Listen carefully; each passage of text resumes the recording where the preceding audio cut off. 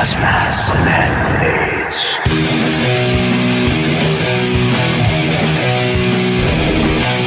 Gas masks and hand grenades.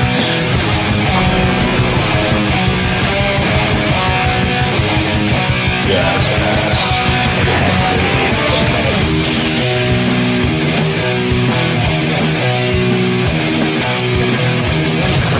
Gas masks and hand grenades.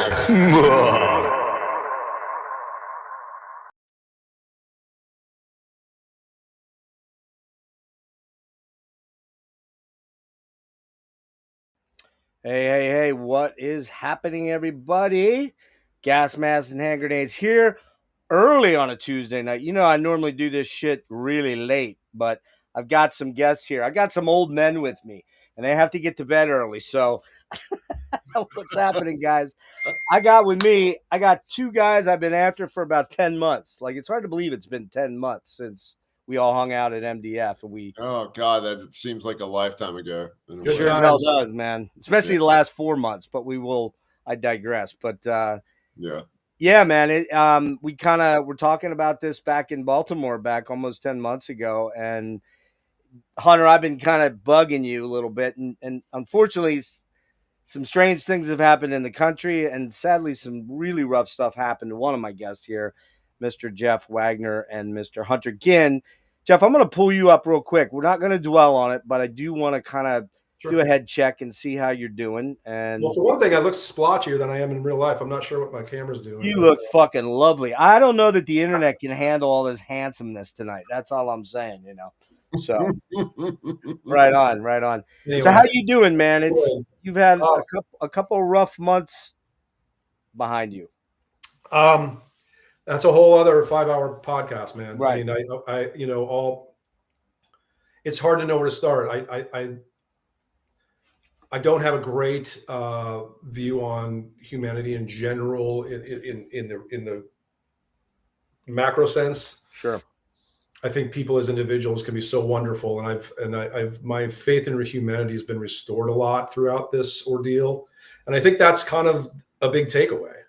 You know, a lot of people have helped us to be here, and Chris Dick gave me this T-shirt.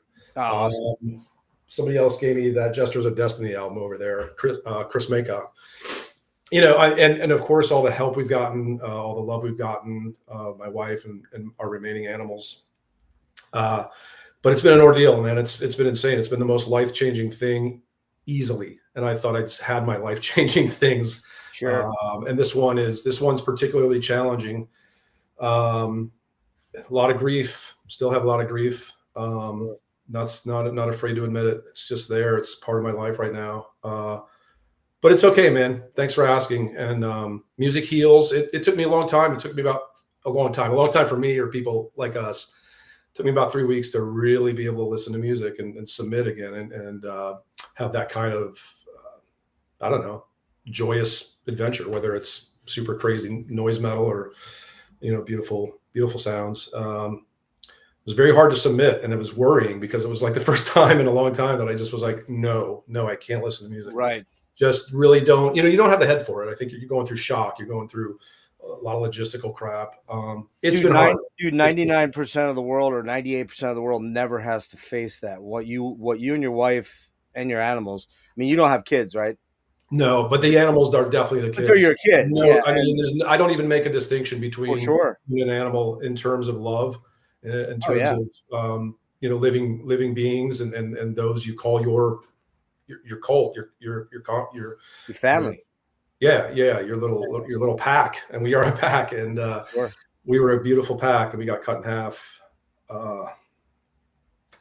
Heavy shit, dude. Heavy shit. It is, but you learn. It's you got to just take it and learn from it, and learn how to love each other again, and learn how to, in terms of being the family again, figure each other out, figure out the dynamic. Grieve. I think it was super cool. I think you see how many friends you have. I mean, well, that's why I kind of opened up. I just want to say thank you to everybody. If anybody's watching that gave me anything or gave us solace, gave us loving words, gave us kindness, whatever it was. I mean, the people that came to the ambulance the night of and gave me an "I think you should leave" sweatshirt They didn't know I was a fan. They just dropped it in the middle of the ambulance. And that was the first moment of levity as we're watching our house burn outside of the ambulance, from the ambulance view. And I just kind of snickered to myself and was like, wow, a total stranger just gave me an I think you should leave shirt. I'm a huge fan of that show. I want to laugh right now. I know I can't, but I know this is like kind of a sign that things will go on and humor will be part of it and love will be part of it. And I know I sound like a crazy hippie right now, but like I certainly, I've learned a lot of things. Dude, the one takeaway is you guys are alive. I know you lost some animals that had to be super painful. Can only imagine. I don't want to open that sore, but that's all right. I mean, you guys walked away from something that many people do not. I was told by the fire marshal 2 days after the fire, we were standing around the house looking at it, or it's, whatever it was at that point. And he said, yeah, you guys had about 5 minutes. If you would have slept 5 more minutes, because I woke up at 2:36 or something like that. And because the smoke would have been too choking upstairs by that time. And I know that because I ran in a second time to look for animals and had to come back down. And it was like if you've ever drowned or just been, fully immersed underwater, it's right. You're like black smoke and nothing else in your purview as far as for the rest. Terrifying. You know what I mean? Like you got to get away from that. And that was crazy. So yeah, I mean, we're alive. I've never owned a Uriah Heep shirt before. I'm a huge fan. And like Chris Dick got one for me. And I'm like, wow, I guess those are the little dumb bright spots you look for. Fuck, I got to go out and find a couple for you then. There's a guy up the road here that has. No, it's cool. I mean, there's more important things in life, but like, sure. not than music. I mean, shirts, yeah, but not music. Mr. Hunter, Mr. Ginn. Yeah. Hello, sir. A world traveler, man. This guy's been to Aussie, man. So he's like way cooler than all of us. I'm just saying. No, I'm not. I exist in your wake. Well, I am now. I'm a Johnny Come Lately over here. Listen, I am recognized by Blabbermouth now. I just want you guys to know that. So because of Zach Stevens, no less. It's kind of big time. Just saying, I didn't know anything about that. I rarely go over there, but maybe once a month, I'll go see what's up and see what they're raging about. And I have thought in the past, I do some pretty fucking cool interviews with some really cool people. Wonder why I just never make the grade. And out of the blue, I read that. I'm like, wait, that's me. That's me. So that was pretty cool. But hey, real quick, so we got to get into this because you got a hard out. You've got some cool shit coming up in about 2 months. Tell us about it. Yeah. So in terms of Agalloch, we're playing Northwest Terror Fest in May, and then we are main support. I can't even believe I'm saying this out loud. Right, exactly. For Emperor in LA and San Francisco, which is just again crazy, right? And yeah, Gail from who wrote the Gorging Shade record, which is doing really well and is in Canvas, and my partner in Plague Psalm. I said we're playing the Hollywood Palladium with Emperor, and he just texted me back and he goes, I want you to say that out loud to yourself. Yeah, right, exactly. Yeah. Like what? Like, can you imagine your 15, 17, 18 and year then, old self? Yeah, and Nathan and Chris, my other these guys are like my life partners, the Canvas boys. They'll be with me forever. And Nathan said, maybe I should start doing cocaine again.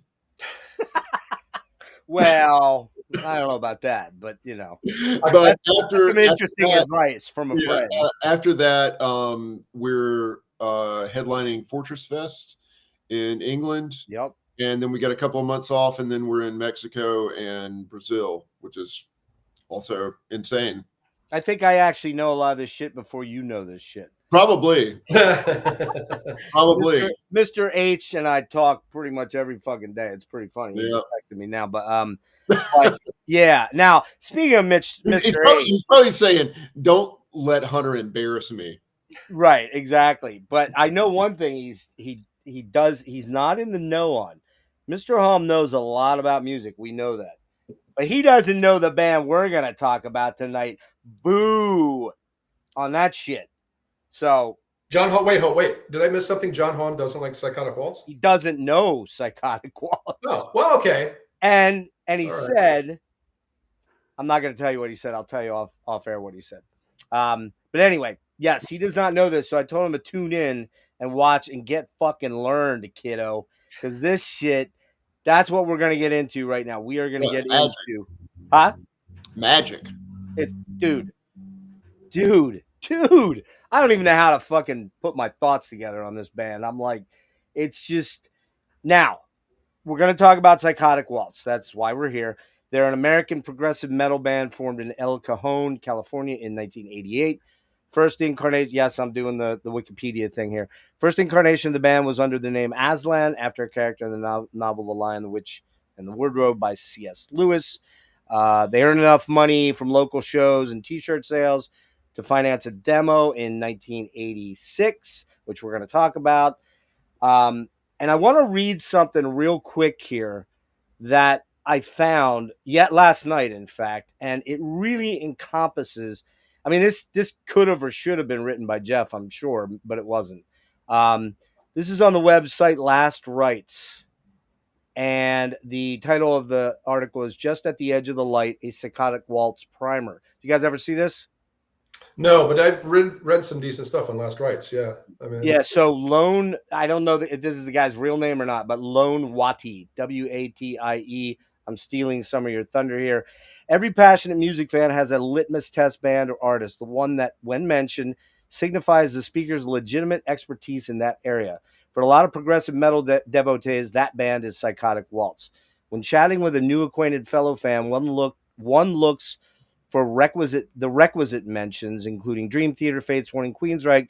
Maybe some respectable but newer bands are mentioned, like Haken or Riverside, perhaps. Usually there's an acknowledgement of other early, great but less well-known acts, such as Symphony X, Threshold, or Sabotage. Not sure I agree with that.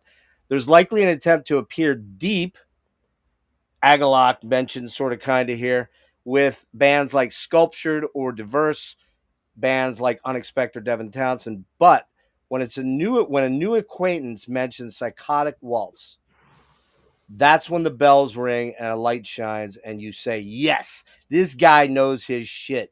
It's not because Psychotic Waltz is the answer to some crazy elitist cred check, a deep dive into ultra limited hand numbered demo tape obscurities, but it's because this band is the band that seemed to do everything right, or mostly anyway, and somehow never really managed to get past that what might have been level of notoriety, despite making a profound impact on those who were lucky enough to know them. I think that like nails it. Right and it does. I agree with you, and I'm dying to jump in. May I?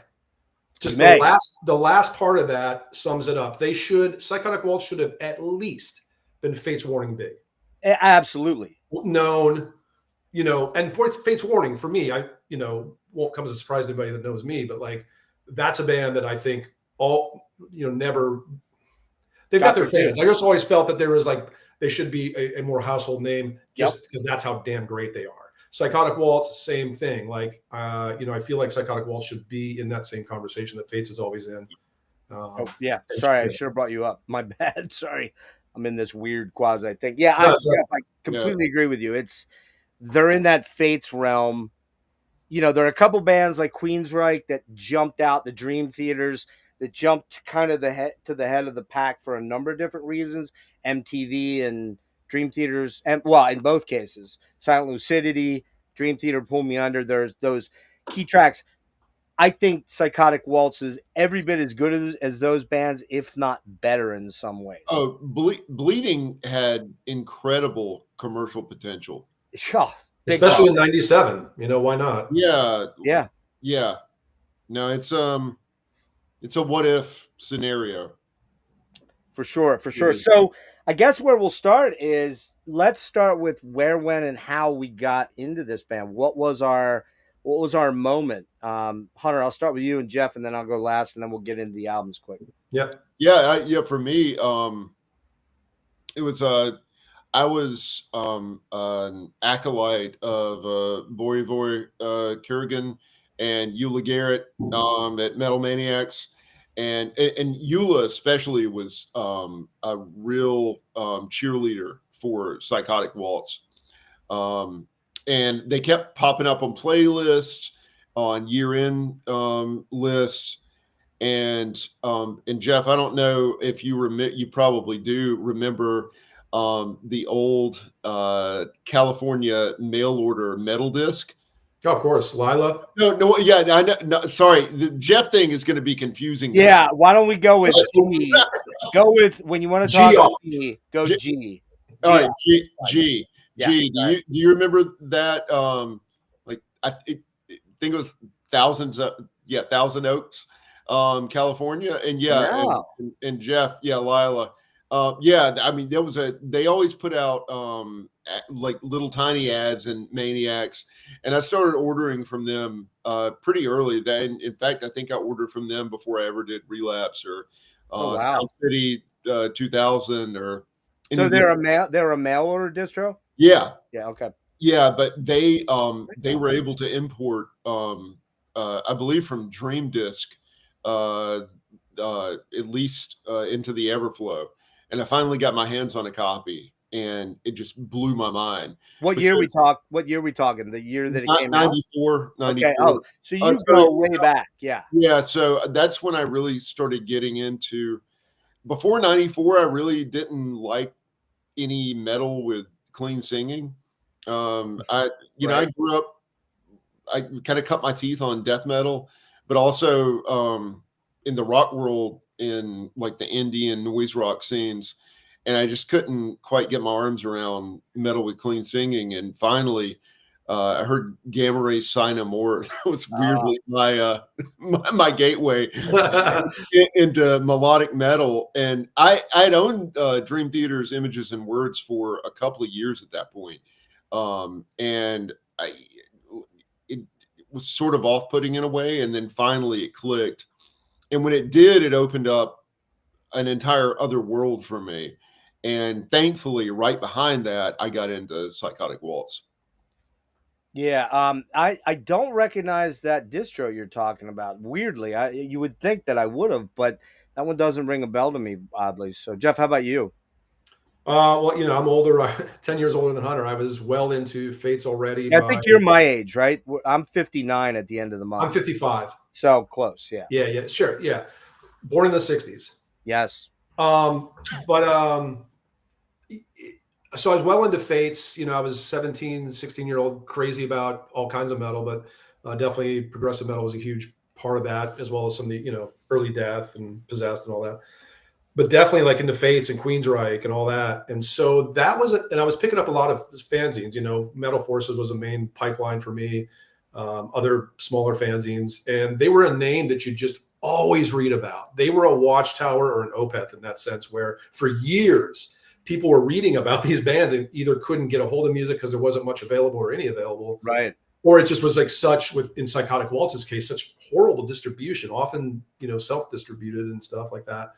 So, in small town Iowa, and 17 years old, there was huge buzz on this band. Like everybody that talked about him in these hallowed tones, and they were just always on the list. And, eventually I got a hold of Social Grace in probably 91, like the year after it came out, you know what I mean? Like, and just loved it. But it struck me the way Awaken the Guardian did the first time I heard Awaken the Guardian, which was, I know I love this, but man, it's going to take a while to really get my head around. You can tell that there were so many pockets and corners in it and strange ideas that they ask you to follow. I'm looking at it right here. This is a GIF. Nice. But so that was that. And then I got a tape of like them at the Dynamo from like 3 years later, 92, 93. Somebody just sent me something, was like, oh, here's a few songs from their Dynamo performance, and which I think was 91, 92.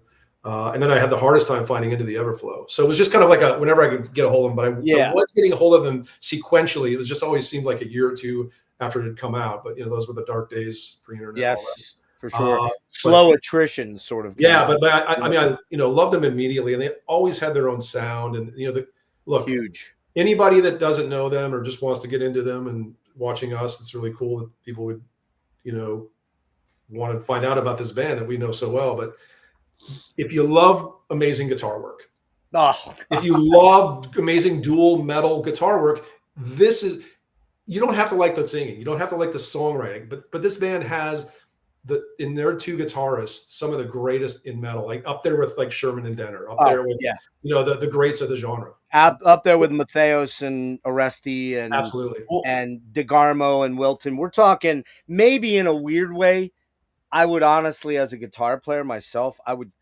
kind of put these two guys slightly above those guys. I'm going to be honest with you. Which guys? The Queensryche guys or everybody we made? Kind of everybody.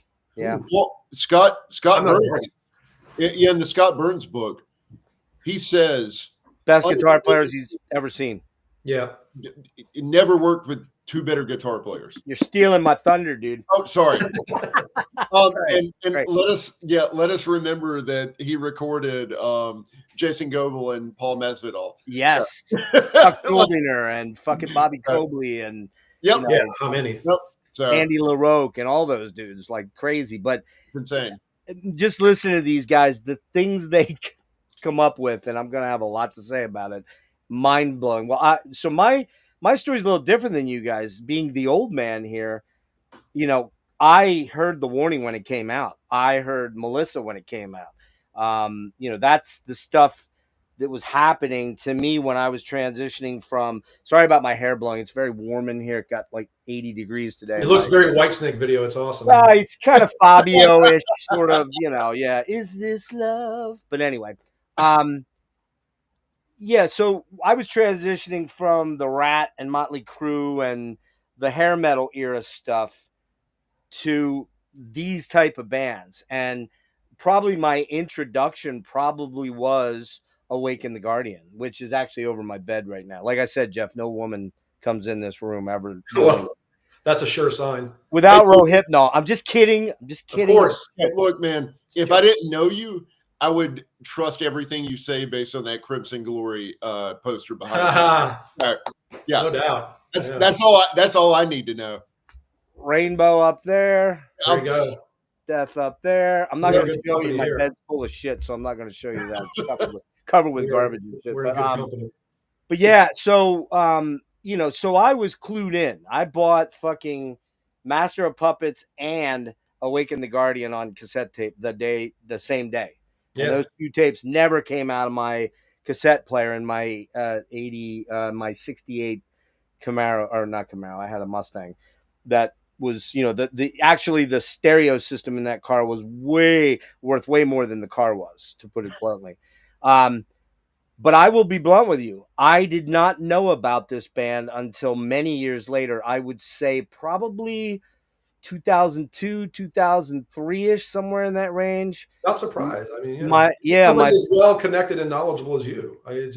It's another band like that, Heir Apparent. I knew the name. I heard the name. I just never happened to fall into them, strangely. Yeah, sure. And what did happen, though, was a buddy of mine, John Comiskey, who does the Metalheads podcast, little plug for him there. He sent me, back in the early 2000s, you guys will remember this well. We were all the newfound excitement of burning discs. We were sending, fucking spindles of discs to our buddies, right? Hey, dude, you got to check this out. And John sent me like a raft of shit, and there was Psychotic Waltz in it. I don't remember what album it was. I listened to it. It probably kind of went, there was so much going on at that time. I was very involved with Porcupine Tree and that whole thing because I ran their whole street team and stuff. And I think I was just super, which, by the way, the new Steven Wilson. Have you guys heard it? I can't wait, dude. I loved Harmony Codex. You're gonna love this new one, dude. It's so I'm a huge fan. It's so fucking Steven Wilson and Porcupine Tree. So many, Easter eggs, trust me. But so long story short, I didn't really connect with this band, and I'm embarrassed to say this here. I didn't really connect with this band until about a year ago. Oh wow. Okay. Like actually sit down and go, all right, quit fucking around and listen to these albums. And immediately I was like, you are a first-class idiot, dude. You are so dumb It's not even funny. Same thing with Heir Apparent. I didn't know about them until about a year and a half ago. Yeah, but we've all made these discoveries where you're like, how did I live 25 years without this band? Like, it's happened to me. And it's I know insane. Hunter's happened to Hunter too. Yeah, it makes no sense. It makes no sense. So that was kind of the key thing. And then of course I went out on eBay and just in Discogs and started like a voracious whore. I'm like, I gotta have it all, man. Everything. It's gotta be original. And then I saw the prices of the vinyl. I'm like, okay, well, it doesn't have to be original. It can be close. I'll go with CDs. I'll go with CDs in this. Yeah, luckily Inside Out just put out like really good versions. Right. Yeah. Well, we're gonna see those here in a minute. Yeah. So, and ironically, you just mentioned that. It's funny because I went out and spent literally, I'm not kidding you, probably close to $150 on all the original CDs from Dream Circle, from Wow. the labels. Yeah. And I'm like, all right, that's a lot of money, man. But you know what? Now I got them. And wouldn't you know it, literally about a month later, the Inside Out stuff comes out. And it's like, you gotta be fucking kidding me.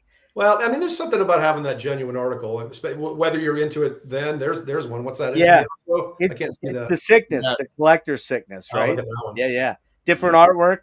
Yep. That's the Dream Circle. Yeah. So, but here's the other thing. Then, of course, I had to go out and buy all of the reissues and the vinyl. So I'm literally probably $1,000 into Psychotic Waltz. You're welcome, guys. You are. Well, just wait till you get into Dead Soul Tribe. They have a few albums worth owning. I've got a couple Dead Souls, I'll say two. Which here's really weird, Jeff. I actually had Dead Soul a long time ago. I have the oh, really? The one with the birds, crows. Murder of Crows. That's the one. I think that's the best one. What's the yellow one? January Tree. I have that one too. Yeah, those are the two. So those are the two that I like the most. I knew about Buddy a long time ago. I just didn't. I think that so I'm not as into Dead Soul Tribe as Jeff is. Jeff. But I think that Haunted on the first record is one of the best songs that Dev wrote. Okay. Good one. Yeah, good one. All right. Well, on that note, let's get started with the stuff, guys. So the first thing we're going to talk about real quick, I'll just show it because I don't know if you guys actually have this. I just got this a couple weeks, maybe 2 weeks ago or so. Yeah. It's the black vinyl version here. These are the demos, which include the Aslan Demos from '86, then the Psychotic Waltz demos from '88. All of which I believe that material is all on the first album of Social Grace. Now, what I didn't realize when I dug into this thing was there are some other tracks on here on side B, which are the rehearsal tracks. So I didn't really get into those. I don't expect us to talk much about those, but live renditions of songs. And there are certain songs on here that don't appear later in the catalog, like Burn the Night, The Keeper, and Back Again. I did not listen to this. I hate to admit that. I just didn't have time. So I listened to the first side, not the rehearsals. Are you guys aware of those tracks at all, Jeff? The rehearsals are not really, but for me, I know, I don't want to speak for Hunter, but we know the Aslan demo pretty well. Right. Yeah. I think we both think pretty highly of it, and it deserves a proper reissue like that. As for rehearsals and stuff, I'll check those out as a fan, like usually once. Yeah. I hardly ever go back unless I hardly ever do too. Yeah. Unless there's a gem or some gold in there, and sometimes there is. But I mean, the Aslan demo is amazing. Well, go ahead. They showed up. I mean, they showed up almost fully formed. Right. So go ahead and speak to that. I was just going to say, have you ever heard the Majesty demo, the pre-Dream Theater demo? Yes. Yep. The Psychotic Waltz demo kind of has a resemblance to that. It's very much in the same vein, and so I think the Psychotic Waltz is a little better. I think the vocals are better. But, I think they are too. Yeah. Yeah, but you know, I do like that Majesty demo kind of. You can't help but not like it. But yes, yeah, Aslan's really good. It's just it's their twitchiest, kind of most kind of paranoid-y, kind of jumpy, technical. You know, like Hunter said, they're kind of fully formed. It's like, oh, we're going to be challenging. We're going to be a little bit difficult. We're going to be a little bit, left field, a little bit angular. If you come to us, with the knowledge of Fate's Warning or Queensryche or whatever, people were listening to. And what was it, 86, 87 for Aslan? That was 86. Yeah. So there wasn't a lot of precedent for what they were doing. I think you could almost link Watchtower a little bit in the hyperkinetic sort of element of it. But Psychotic Waltz always had this like almost 70s rooted psychedelia to them. And I think you can hear that in the Aslan demo. It's just, not as much as you would on Into the Everflow or something, but they already had that sort of cascading dual guitar approach. Yeah, and that's huge. It was already in place. It even then, Yeah. Well, they made this demo for $700, and which is mind fucking blowing, right? Okay, that's the first thing. Yeah, like bleach costs $600. Right. So $100 buys you a lot more sound quality in San Diego, apparently. Right. What's mind blowing about this is that in all likelihood, and I don't know factually about this, but it sounds a lot like, from reading some things that Dan Rock has said, that this at best was probably an 8-track demo. I don't think it was like super multi-track. And he even talks a lot about using just 4 tracks to put a lot of this stuff, meaning they're bouncing stuff, which is, it doesn't sound like that. It, like Hunter said, it sounds almost fully formed. There's very little major differences from these tracks to the ones that end up being recorded and put on tape for the first album, which is 3 years later. 3 years, yeah. That's kind of remarkable that they didn't change it then. But they were honing, and it was pretty complex material. So you can see that this being a band that like would just constantly drill the same thing over and over to just perfect that architecture of theirs, right? Well, I think too, it's really worth noting that these 5 guys are really consummate fucking players, man. I mean, consummate players. We already noted the guitar tandem is just out of this world, and Devin is just so unique, man. Nobody sounds like that guy, even though he's able to cop, which I'm going to note here in a minute, some other stylistically, he's able to cop some other major singers of that era, but he never sounds like he's copying them. He just has his own universe of sound. And Definitely. Now, I'm not a drummer, so I don't really know, from your perspective, Hunter, what do you think of Leggio as a drummer overall? Oh, he's fantastic. Yeah. He seems very versatile. Like Norm is like a mix between like Zimmerman and Zonder. He's got that punch of Zimmerman, but the finesse of Zonder. I agree. A hard thing to balance, really. But no, I think he's a remarkable player. And I mean, Ward, not to denigrate, he's fucking killer too, man. I hear a lot of Geddy Leeism in there. I hear some fucking Flea in some of the stuff that he does. That's true. Shit. Yeah. Sure. So I had a couple quick notes on the song. So on the Aslan demos, To Chase the Stars, super proggy, very Fate's Perfect Symmetry and parallels-ish in that era. Great catchy chorus, amazing vocals by Devin. You're going to hear that a million times. Oddly, I hear a little bit of Dokken in this track. The more kind of streamlinedy vibe to the chord choices that they're using. I hear some kind of Lynchisms in there, and even some Fifth Angel sort of stuff where it's a little bit more approachable. That's probably the most approachable song on the album. That's a great comparison. It's a great comparison. It's cool you pointed out because, as we'll talk about, we don't want to get too far ahead of ourselves, but they kind of embraced more of a Fifth Angel-y and more metallic Dokken thing with Bleeding. I think Bleeding is kind of an installation of that sort of stuff by them, and now, No Glory, the track No Glory is very Euro power metalish, man. Mm-hmm. It's just got that Euro vibe. And that's the thing about this band that's pretty unique. They're an American band, but they have a lot of European influence, and you can dime a good bit of it from their style of, in particular, the guitars, I think, a lot. And just the song structures, a lot more complex than a lot of early sort of metal bands of that era that might be semi-traditional and semi-proggy. They were kind of mixing everything. I mean, we'll get into it in a minute, but there's like super elements of thrash in the first album that are fucking vicious, man. That nobody else was mixing that. Jeff, I have a super fond love of Fates Warning 2. Top 5 band for me forever. Yeah. Probably top 3. But I think that Psychotic Waltz's stuff post maybe Perfect Symmetry, or maybe No Exit, was quite a bit more complex in a lot of ways to me. Well, but it's also more aggressive. You bring up the thrash. It's so funny. Hunter and I were talking about, as much as we love No Exit and as much as we love Perfect Symmetry, don't you always wish there was that one more Alder sung album where he's screaming a little bit more? It's more aggressive like No Exit. Don't you wish we had that Fates Warning album? And now that you're talking about it, it's sort of like Psychotic Waltz kind of fills that void on the first album, don't they? Yeah. Kind of get there. I mean, it's almost like what I was wishing for. Yeah, they fill the God-shaped void. They do. That's a good point. Good point. Look at that. There's rope-a-dope in there, Mr. Ginn.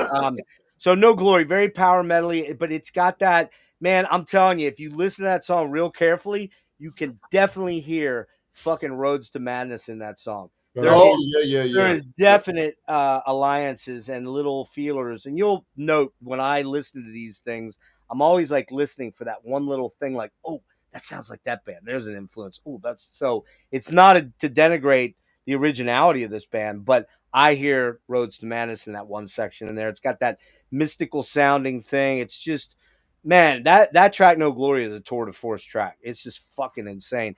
Spiral Tower, man, chuggy, super riffy, threatening. Devin's pretty theatrical on this, kind of over the top in a lot of ways, but that's the cool thing. Like he's kind of channeling a little bit, I would say. There's even Merciful Fate and Crimson Glory in that song a little bit, which he kind of channels a little bit of John Arch throughout that song. I think there's quite a few parallels with him and John Arch. Yeah, just that sort of theatrical, the way he would enunciate certain phrases or sing certain phrases. I pick up that kind of over the top John Arch thing that we all love from that era. You know what I mean? This is a top shelf sounding demo. Honestly, man, it would have shocked me to learn that they were fully fleshed out finished masters like that you could have put that out easy as a finished product, in my opinion. Oh yeah, think about all the 86 demos that sound pretty trashy, which that's part of the charm. Yeah, but this one was not only well performed and well recorded, well performed and well written, but the recording is quite good for demo. 86. I don't know if it's on here. Yeah, it's on here on side B. There's a thing they call the fry tape, which is just this sound amalgamation of a lot of space synth stuff. Because Dan was really into that. Dan, I believe, was really Dan and Brian actually were both really into the tangerine, dreamy, trippy, ambient shit like that. And is it really a necessary thing to own? It's cool to have it. Is it something that you're going to really listen to a lot? I don't know. I do hear little bits and pieces on Sleeping Dogs on A Social Grace coming up that I think they might have plucked for that. But, for me, that's like an 8.5 out of 10. I honestly would recommend to people to get this. It is $30, but you kind of got it all. And Jeff, you're right. Those rehearsals, you'll listen to them probably once and probably never go back to them. But usually. Yeah. You sound like me. Same here. But it's like, I gotta have it, man. I gotta have it. Yeah, having the real stuff, having the meat is the most important. But it's always interesting if you're a super big fan, right? I mean, yeah. So then it's a part of the story. Right, exactly. It's like you got a book, but you're missing 2 pages. Right. And you gotta have those 2 pages to kind of flesh everything out. So then they actually cut real demos in '88. And all these songs then are on A Social Grace. We got And the Devil Cry, which is the lead-off track on the album. That is just fucking pure goddamn thrash mayhem, man. Like those riffs that start that song are like just pummeling, man. Brutal, Kind of the where how Corner would pummel, you know what I mean? Like yes. It has that momentum to it somehow. And that intricacy as well, right? it's going for your throat, but it's also kind of doing it, you know, with silk gloves on. But it's still very melodic too, by the same token, because they're amazing, man. You're just making me want to just listen to this album. And, I know. Close the laptop, man. And I just got to see Carter twice on Wednesday and Thursday, and I was I was fucking mind blown by Tommy, man. The whole band is. Yeah, but Tommy Tommy still has it for sure, dude. Unreal, just mind blowing. I was just kind of like, all right, I'm not gonna play anymore, but that's cool, you know. One of Metal's most underrated guitarists. If we're talking underrated guitarists with Dan and Brian of Psychotic, then we got to talk about Tommy. Yes, 100%. So you got, you know, Dev is pretty much off the chain on this. You got those killer unison harmonies that Brian and Dan do. Again, this song really has that John Arch delivery thing that's kind of expressive and almost over the top, right on the edge of being almost operatic in scope in a way. Successor, that's a more complex track. That's the one I was like very much in a Watchtower vein. Yeah. Tons of intertwining staccato riffs that are going on that spiral and kind of dance together. Dev is kind of snarling on that one, man. The verse, he unleashes those screams in that song that are just like, what the hell, man? Because, you know, when you're coming into that, I'm used to and you guys probably are too, used to like the John Arch or the Jeff Tate type thing. I mean, he doesn't sound like Jason McMaster. Much as I love Watchtower, I always struggle sometimes with Jason because he's just so over the top at times, you know. This is much more palatable in that range. So Halo of Thorns is a much more straightforward, sort of rushy dream theater sort of track. A lot of cool acoustic, pensive, mystical sounding stuff going on, which they're fantastic at doing. Yeah, I was gonna say, like, that mystical aspect of Psychotic Waltz is, for me, as seductive as the more aggressive technical side. And I really, and I guess we'll get to this on the next record, but I feel like that's where they really kind of synthesize those two aspects of their sound. Yeah, there's no doubt. And Jeff, I think you'd agree that a good bit of that's probably coming from Spectre Within and probably Awaken the Guardian. You know, Jim was the master of creating that otherworldly sort of vibe with those acoustic passages and the kind of mystical sounding stuff that was going on. So it's not like it wasn't done before, but it's done so well. Yeah, well, it kind of to what Hunter was saying too. Or adding to it, it's like there's your signature on it, right? It's not, oh, that's the Queensryche part or that's the Iron Maiden part. No, this is now Fate's Warning part. This is now a Psychotic Waltz personality. Like they, again, fully formed. They are made it their own. Such a distinctive personality, you know.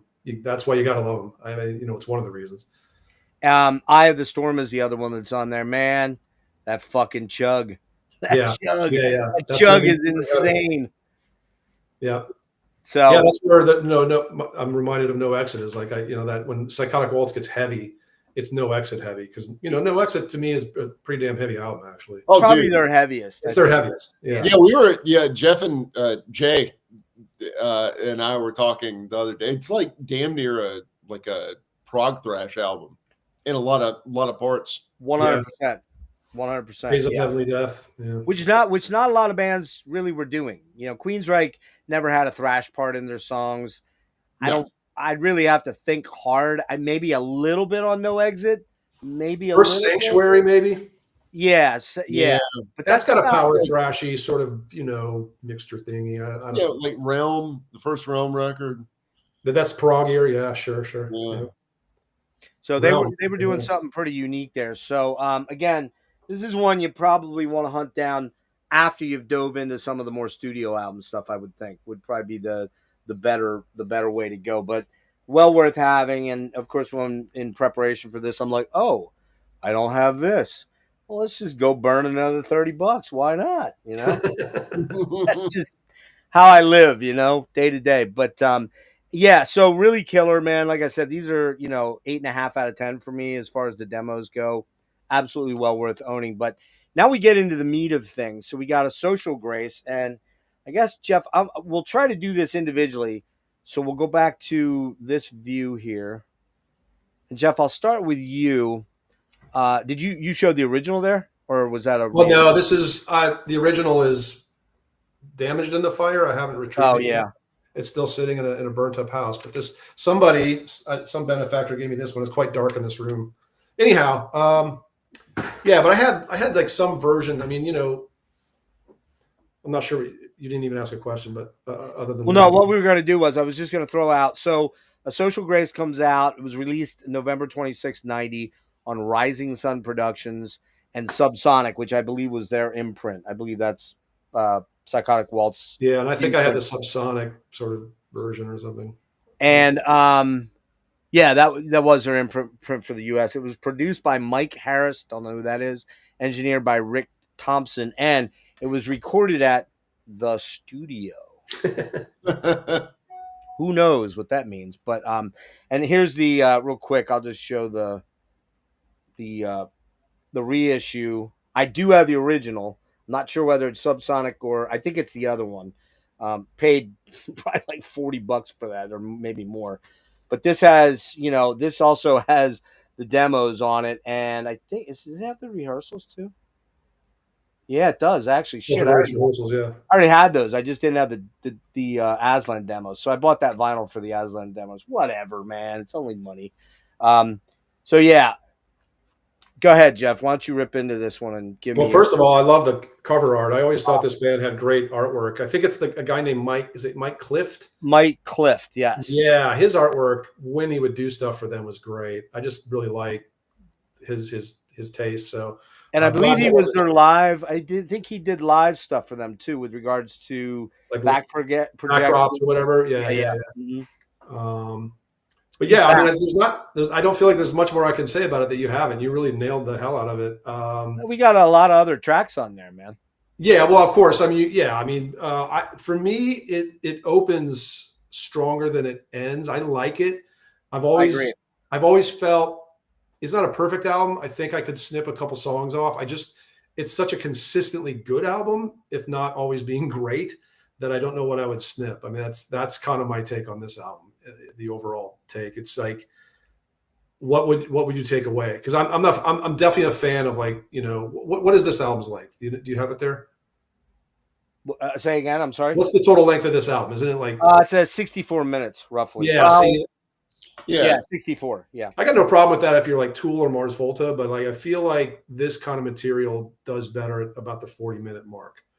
So not to come out of the gate with a criticism, but it's just more of a dumb fan thing. I will sometimes listen to this album in halves. And I'm a definite dedicated album listener, but sometimes I'm like, I think I want half of this. You know what I mean? Like, yeah. Yeah. Hunter, what's your take? You got some takeaways and some tracks you want to specifically highlight? Like Jeff said, you kind of Maybe I need to shut up and let you guys go first. You took away Successor, man. I wanted to say that about. No, I'm kidding. I would agree with Jeff too, and he and I get criticism for agreeing with each other too often. You guys are like a fucking married couple or something. I don't like that. I will say, Spiral Tower is a real highlight on the second side. Also, a Psychotic Waltz for me. Oh, yeah, incredible. Okay. That hasn't been mentioned yet. That's a great. Yeah. But it's very rare, I think, to find a band that comes out with a demo 4 years before an album, and you can already sort of get a sense of their identity. A Social Grace is far more aggressive.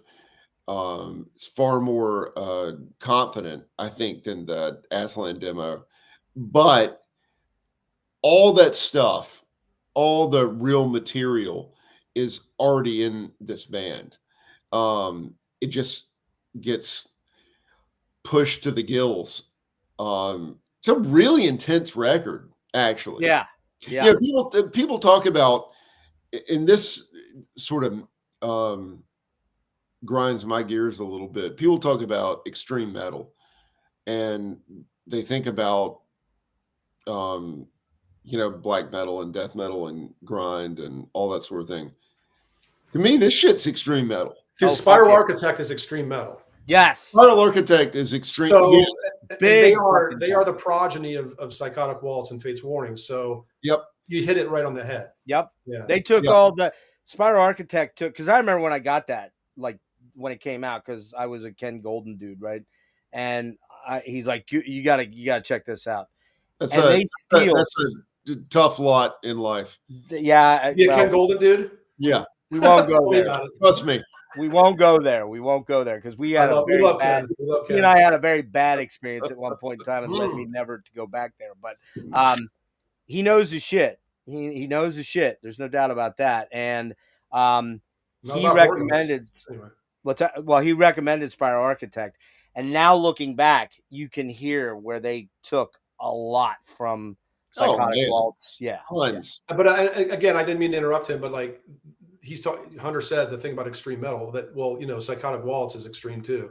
The way that Watchtower is extreme or Spiral Architect are extreme. So it's a really good point, man. Yeah. And probably their most aggressive record, their most, I think so, pointed, vicious Psychotic Waltz. Yeah, it's certainly, there's a lot of thrash that's upcoming, but this one, the thrash is like going for your throat. It's just savage the whole way throughout, Yeah. But it's just it's so manic too. There's so many ideas that are being expressed at the same time. And to me, that's extreme. But I think it should be noted, though, you're right about that. But the thing that really makes this band pretty special is they somehow make it work, that it's not abrasive or, because, for example, like Mr. Bungle. I like Mr. Bungle, but sometimes I got to be in the right frame of mind for that shit. It's just too fucking out there, or Phantomas or something like that. Just where it's just so angular and disjointed and weird that it just doesn't, even like Gorguts to some extent, like Obscura. I got to be in the right frame of mind to listen to that album. Obscura, like to Jay's point, Obscura is definitely an album that I split in half. Yeah, I do too. I was just every time. Yeah. That's wild, man. That's funny. I get to Clouded or whatever it is. Sure. 9-minute song. Yeah. I'm like, I'm out. I got to take a break. I'll see your other half tomorrow. Right. Exactly. All right. Well, I have a couple quick hitters here. Generally, I do these track by track, but I won't go super into depth like I did. So we talked about And the Devil Cried. That's kind of where I hear that John Cyrus, John Arch thing. But I also hear, and you guys, I'm surprised no one said it, but I hear a lot of Ian Anderson, and we know Devin loves Ian Anderson. Yeah, sure. Yeah. I hear it all throughout this track and the track I'm going to talk about in a minute here in detail. This is an 11. The wank on this song, it's the guitar wank, is an 11 out of 10. It's just so fucking killer. Stunning playing. Just again, Halo of Thorns we kind of talked about. It's a beast of a track. Not a lot of difference there. Dev's pretty wildly histrionic on this one, but just deliciously crushing heavy dark riffs throughout that song. Another Prophet song, probably the most proggy. A lot of arpeggio riffs on that one. Very definable chorus. This one's a little more heavy metal, if you will, if I can use that euphemism there. But then Successor, man, goddamn, just so fucking heavy, man, so heavy. Those gnarly staccato riffs are they're just insane. Yeah, Sons of Creation, where he does that. Sons of Creation, you planted the seed. I'm not going to do Zalaral now. I swear I'm not going to do Zalaral, but I have a couple moments here. And that's one of those moments where he does that, where it literally feels like he's going to come through the speakers and just grab me by the throat and fucking punch me in the face. It's so cool. It's very yeah, In This Place, pretty straightforward metal track. A lot of processing on the vocals there. Again, spiraling riffs, man. I hate to use those terms because they're all so trodden over, for metal, but these are just they But spiral. no, that's the nature of their guitar language. Yeah, spiraling. There's no other way. It's hard to find another word for it. That's it better. really is. You know what I mean? Like really that's and they've kind of, I think, trademarked the spiraling guitar thing in metal. If anybody does it, it's these two guys, right? Yeah. Like it's just, and it's about tone. It's about how they lay their fingers on the string and neck. It's, their touch. It's everything. It's the melodic choice. It's the harmonic thing they're doing together. The harmonically, the way they work their, we're not talking Thin Lizzy Boys Are Back in Town harmonies here. We're talking, which are great. These are more cosmic and very chiming. Chiming is a word I use with these guys. Spacious and orally just delicious, man. When you hear this shit, it's like, God, just give me more of that, man.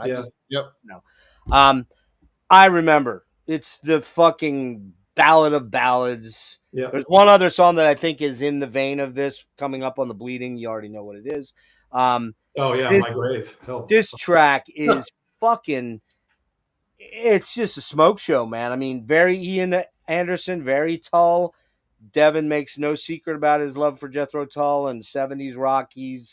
I gotta believe he's either my age or a little bit younger, maybe. I'm not he's sure. Certainly mid to late 50s, I think. Yeah. So he came up in the same era that Jeff and I did in terms of listening to the classic rock bands, the classic prog bands. This is way more Jethro Tull than it is Yes, though, in terms of the structure of the song. Man. And then, of course, he introduces the fucking flute. I mean, come on, man. Any metal song that has flute in it, I'm there all day long. I just bring me more flute, man. The more. So you must like the beginning of Forest of Equilibrium by Cathedral. I hate Cathedral because of fucking Lee Dorian's vocals. I cannot listen to his vocals, man. Even on Forest? I can't get through that fucking vocal. Okay. I like the music. If I could just chop him out, I'd be cool with it. I've owned. We all have those bands, man. I know. I'm like that with Overkill. Yeah, Overkill is the same for me. I love the riffs. Can't get into the vocals. So anyhow. Yeah, and this track reminds me so much of either To Cry You a Song from Benefit or My God from Aqualung. And of course there's an Aqualung-ism in there. Yeah. Very easily notable too. So To Cry You a Song is a good call. Yeah. What's that? To Cry You a Song, it's a good call. I think there's a definite parallel. Absolutely. The way he sings and the way he emotes the vocals, where he does that sort of I can't really do Ian Anderson very well, but where he'll just, that dee dee dee dee, don't you go away so easy. There's that uniqueness to Ian Anderson. Minstrel quality, that medieval quality. Medieval, that's it. Exactly. Did we lose Hunter, by the way? I think he might have paused himself, maybe. Let me see. Are you there, Hunter? Yeah, I'm back. Okay, he was just cut his camera off. I had to step away for a second. All right, Eye of the Storm, very similar to the demo version. Again, man, super chuggy. That's a favorite track for me on the album. It's so fucking heavy, man.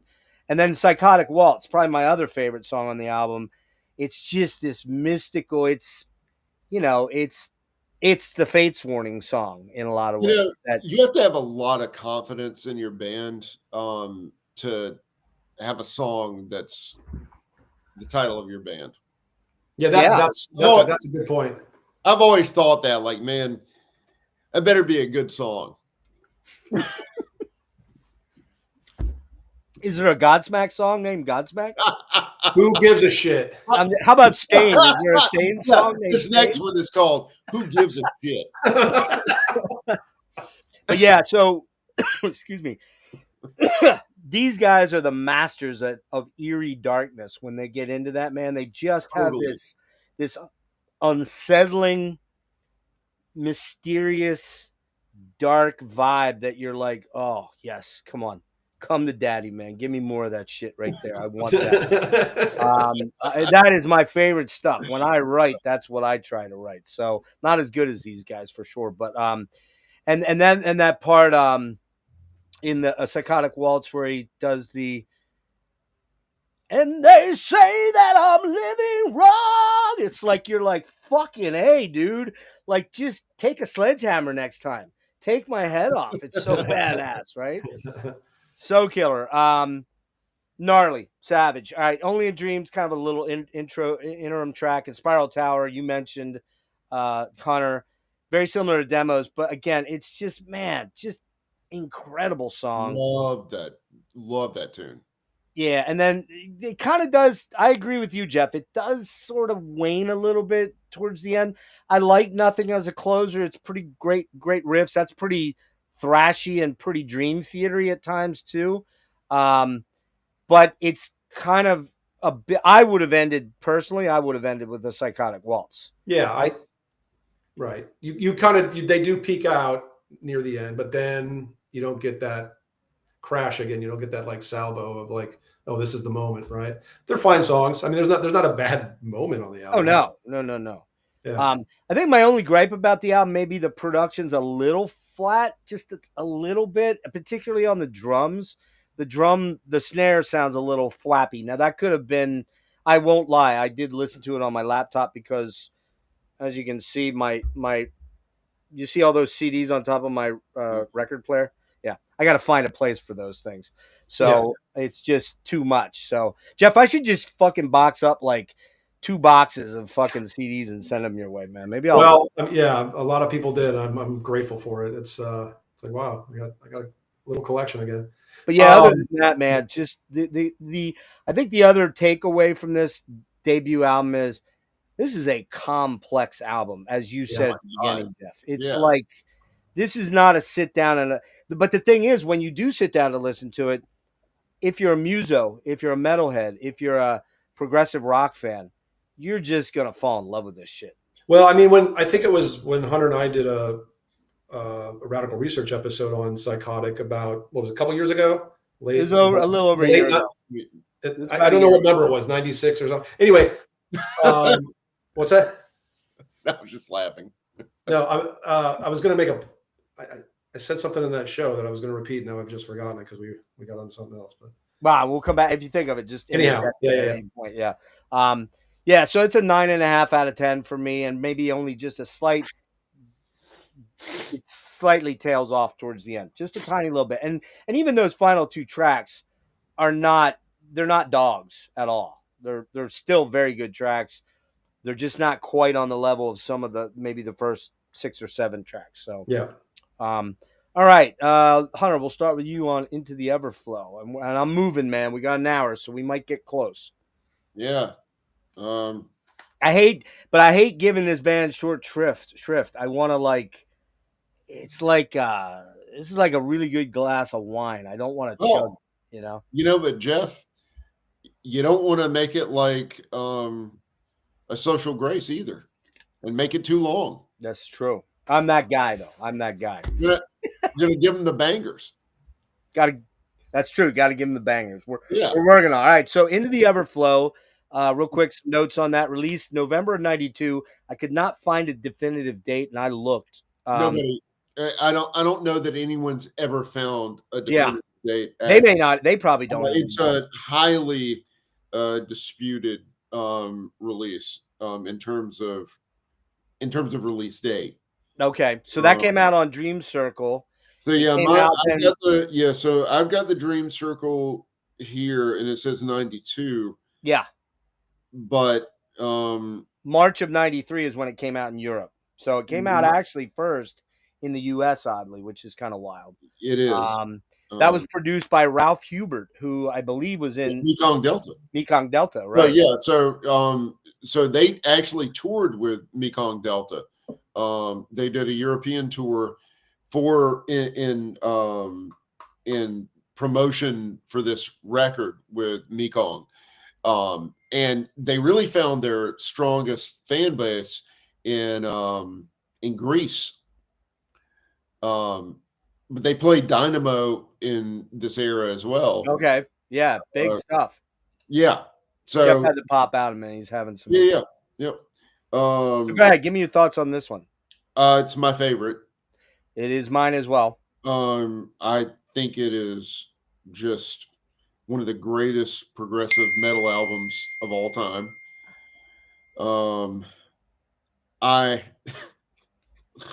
I'm a little iffy on the lyrics for Butterfly.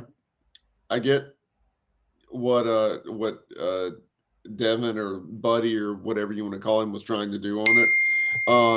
I think it's probably the best production they ever had. Even though like Bleeding is probably the second best production job I think they had with Scott. But this just has a really rich, kind of rounded sound for me. And it's as complex, it's probably more complex really than A Social Grace, but it's heavier, and it just has a flow about it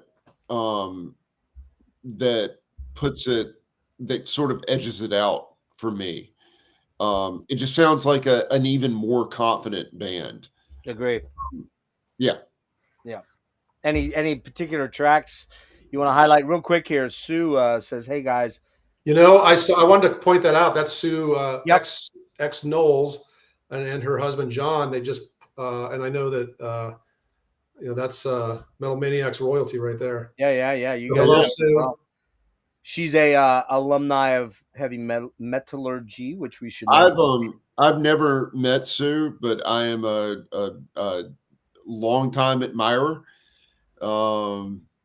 She has fantastic taste. Yeah, she's a Riot fan. Come on, man. Yep. So there you go. Yeah. A sculptured fan. Oh, is she a Sculptured fan? Nice. Yeah, she did a piece on Sculptured. Oh, sweet. Awesome. And as a member of Sculptured. You are a member of Sculptured, and we should mention who Sculptured actually are. That is Don Anderson of Agalloch. Who else is in the band? Who else is in the band? Now, Jason Walton. He's in it? Okay, I wasn't sure. And Marius, who's a Norwegian singer, and me. Nice. I know you guys have been working on something for a while, I believe, right? Yeah, well, it's been a long gestation period, but I think it's close. It's close. I still can't believe that's Don doing death metal vocals on there. That blows my mind. Like just knowing Don is a hell of a death metal. Yeah. Yeah. Yeah. No, I remember like the first time we did the rehearsals with Agalloch, and he was doing us shit. And he said something like, I have a Peloton. A Peloton? Yeah, I'm in shape. Is that what? Oh, that's what it gives him that lung power. I can do these. Yeah, I got capacity. Real quick, Sue mentioned about the Aslan thing. My understanding was they changed the name because someone else had the name Aslan. So that seems very likely. All right, go ahead. Tear into some tracks. Out of Mind and the title track. Dude, we agree again. Oh.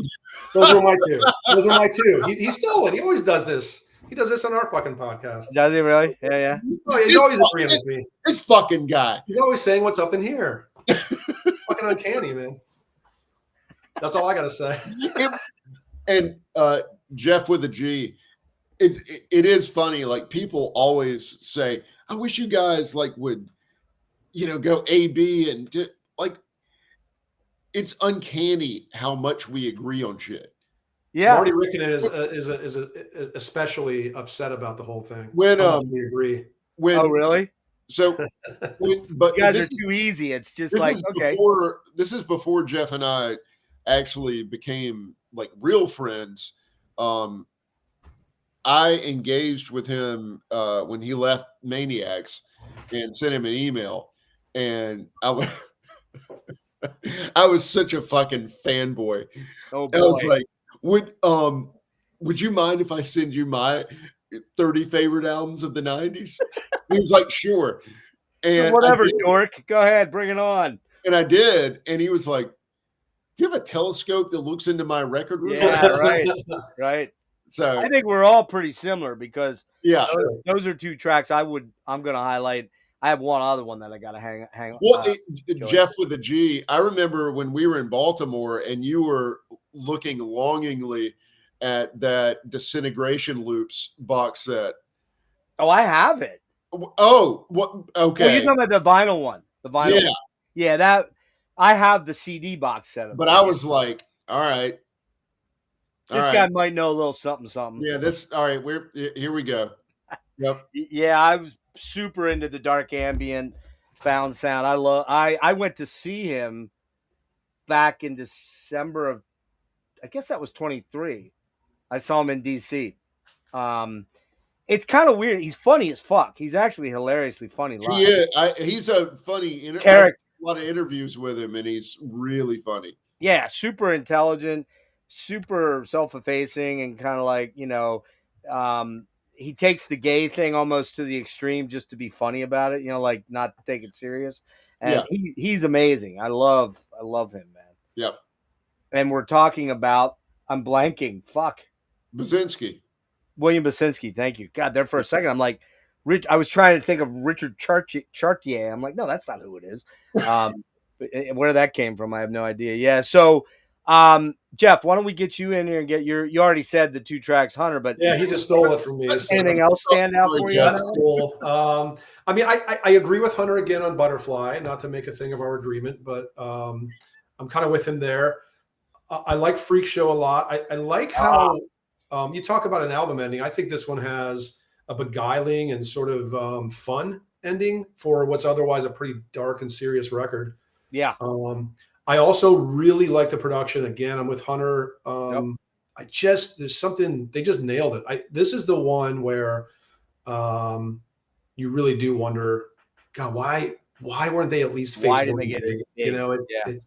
And I've always, not to knock on Dream Theater, I'm definitely a fan of some of their stuff quite a bit. Mm-hmm. And some of it I'm not. So am I. That's kind of my take on that. But the fact is, I'm a way bigger Psychotic Waltz fan. And, I know I'm in the minority there. I would agree. Certainly they're not as accessible, but I just think they're more creative. I think they're more original. I think they're more themselves all the time. And you know what they don't have that Dream Theater does have? And no disrespect, but they don't have a James Labrie of now. Let's put it that way. So we'll just stop there. But they don't have a Jordan Rudess. I love Jordan's playing up through Train of Thought. And then I'm just like, dude, just give it a fucking rest. Like I cannot get into his wanky Disney World sounding stuff that comes with later albums. I mean, Octavarium's okay. There's some good stuff. I'm a first 4 album guy, or really with Labrie, I'm a first 4 albums guy. When you get past, I'm a first album guy. I'm a first 2 album guy. Yeah, Awake's my favorite of those because it's kind of yeah. They actually kind of start to lose me at Awake. I love the darkness of that album. It's the heaviest. John went to 7-string on that, and I was just like, all right, this guy's. But I mean, there's well, let's not turn this into Dream Theater because we'll go off on that tangent for a while. But let's go back to Into the Everflow. Any other songs in there? Now, let me clarify something. Are you saying Butterfly is a bad closer, or no? Some of the lyrics. You mean when he pops into the Hendrix? Yeah, I kind of bring it. Yeah, I actually think that's very creative. Yes, it's a little lame if you're like a purist, but the way he mixes those lyrics in to the music is pretty fucking genius, I think. Well, and he's one of those guys that even if he's singing something kind of what I think is either corny or just not working for me, I'll listen because the quality of his voice is just so appealing to me. Like, he always does something. He always does something melodically challenging. Sure. Oh yeah. Creative. Yeah. And Jeff, and again, that's where we draw the parallel with Arch. And I think in some ways this is Buddy's strongest album, but there is Bleeding to come, which I think he's just amazing on. I think this might be his best album, and it's part of the Archisms that he has, which is nothing predictable about his melodic choices and his lines and his long phrasings, basically. You talk about long phrased riffs, which are always so interesting and intricate. He's a long phraser vocally. You know what I mean? Like he has these like long, three things. And he makes them work. That's the crazy thing. Like dynamically, they shouldn't work. Some of the things that he sings just shouldn't work. But the way he's able to weave the lyrics into some of these melodies is you're like, how did he do that? Like, how did here's the thing that I was gonna, I can say this about Into the Everflow as much as I can the first album, but the thing that I forgot that I was going to say that I think I mentioned on our podcast when Hunter and I first covered these guys was simply that I still hear things in the first two albums that, and you're new to them, and I'll bet I look forward to hearing from you in 20 years because you'll be hearing new things, and and it's good luck on that. I'll be 80 at that point in time. So, dude, look, I know we're not promised tomorrow. And I know that full well right now. Yeah. But yeah, it's exciting to put these albums on for somebody who's been into them as long as I have and listened to them as much as I have, and go, oh shit, I forgot about that. That's kind of hitting me in a new way, and it feels like that. I think people have made this a parallel with listening to music before, listening to an album that you know well, but it's like you go into your house and you discover a whole other awesome room. You're like, oh, yeah, cool. After all this time, and so that's my torture room. I have a torture room back here behind me. Everybody's got to have one of those. Yeah. No, that's a killer way of putting it, and that's a really great simile, Jeff. Yeah, sometimes you do walk into your house and it's like, oh, the new it looks different. Or it's like changing the furniture a little bit, and you're like, oh, that really works here, Yeah. I don't want to knock AC/DC or anything, but you're generally not getting that on their albums if you've listened to any of them 100 times. I mean, it's just you're getting the same thing time after time. Later Slayer albums, hey, look, man, the same thing. Don't mean to knock. Let me tell you something. I never want Sin City to sound like anything but fucking Sin City. I agree. You walk into the room that you're walking into. You don't want no new room. Here's your goddamn room. Yeah. Here's your fucking torture room. Here's your fucking room. Yeah.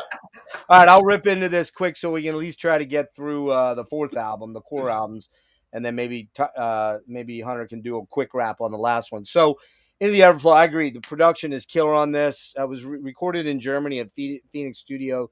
Ash is kind of bold, man, to open with like an almost 3.5-4 minute sonic space, tangerine. Like, you think about like what the first guitar thing is. It's just sweet picking. Yeah, it's just unison sweet picking. Yeah, with like ambient shit behind. I didn't even know what that was at the time. Oh no, of course not. Yeah. And I remember I was in a really shitty I'm trying to think how old I was when I heard this album for the first time. Like 15. And I was hanging out with the guitarist in my shitty band. And I was like, how do you do that? It's like, well, I don't know. I can't do that. I've been playing for 35 years. Yeah. I can do triad sweeps, and that's about it. Because I do have this fucked up finger from a soccer injury, so that took playing Lay It Down off the table for me. I can't make those stretches. But even when I still had a normal pinky finger that wasn't missing a chunk, I can't get it down. Yeah, go ahead. Well, I was going to say I'm a pretty decent player.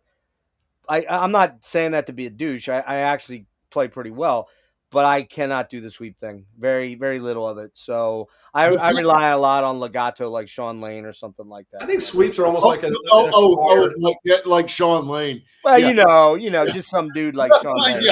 Just some dude. It's just like Sean Lane. Just some dude, that guy. Yeah. All right, real quick. Like to put it in visual terms for me, like that first song always sounded like Buddy Lackey singing like behind a waterfall. Yeah, I can hear that. You know what I hear in this song? I'll be curious if either of you guys hear this at all. But I definitely hear some Bowie era, Berlin era, like the way he's singing in particular, and also Diamond Dogs. There's that kind of weird. I could hear some Heroes kind of stuff too. Yeah, Heroes was the one I was thinking of. Actually, the song I was really thinking about was off of Low, Always Crashing the Same Cars. Oh yeah, the way he's singing that song, it just works in the context. Not that he sounds like Bowie, but he does have some Bowie going on. That's what's so cool about Devin.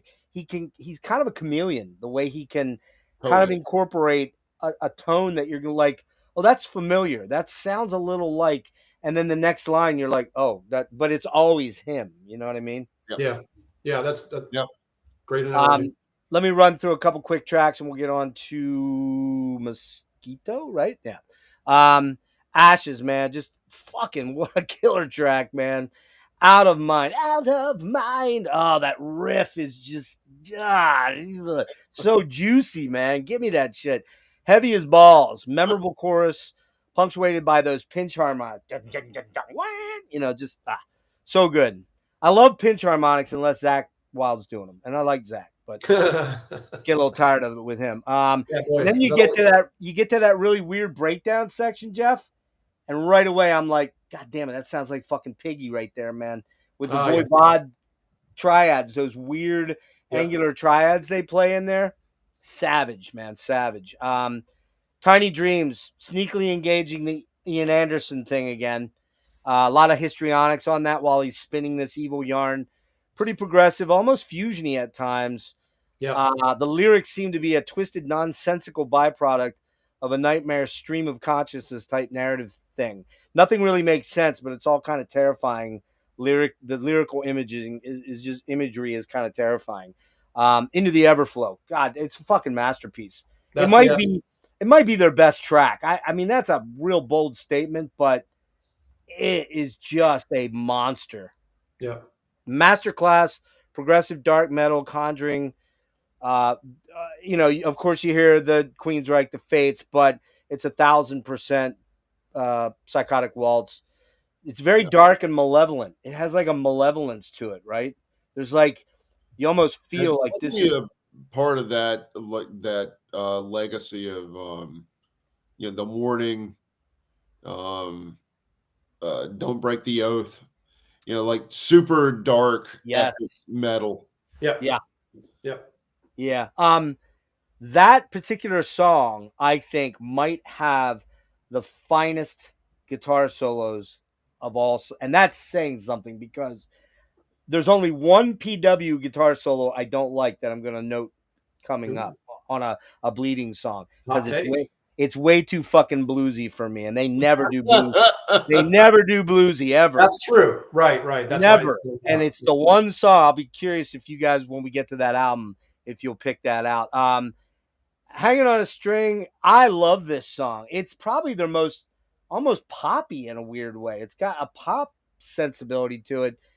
Little People, another killer chorus on that one. Dude, I love that song. Oh, so good, man. Love that song. And his screams in that song are probably his best. And also like the spite he has. Yes. For that, what he's talking about. The conviction in his voice. You can hear it. You know.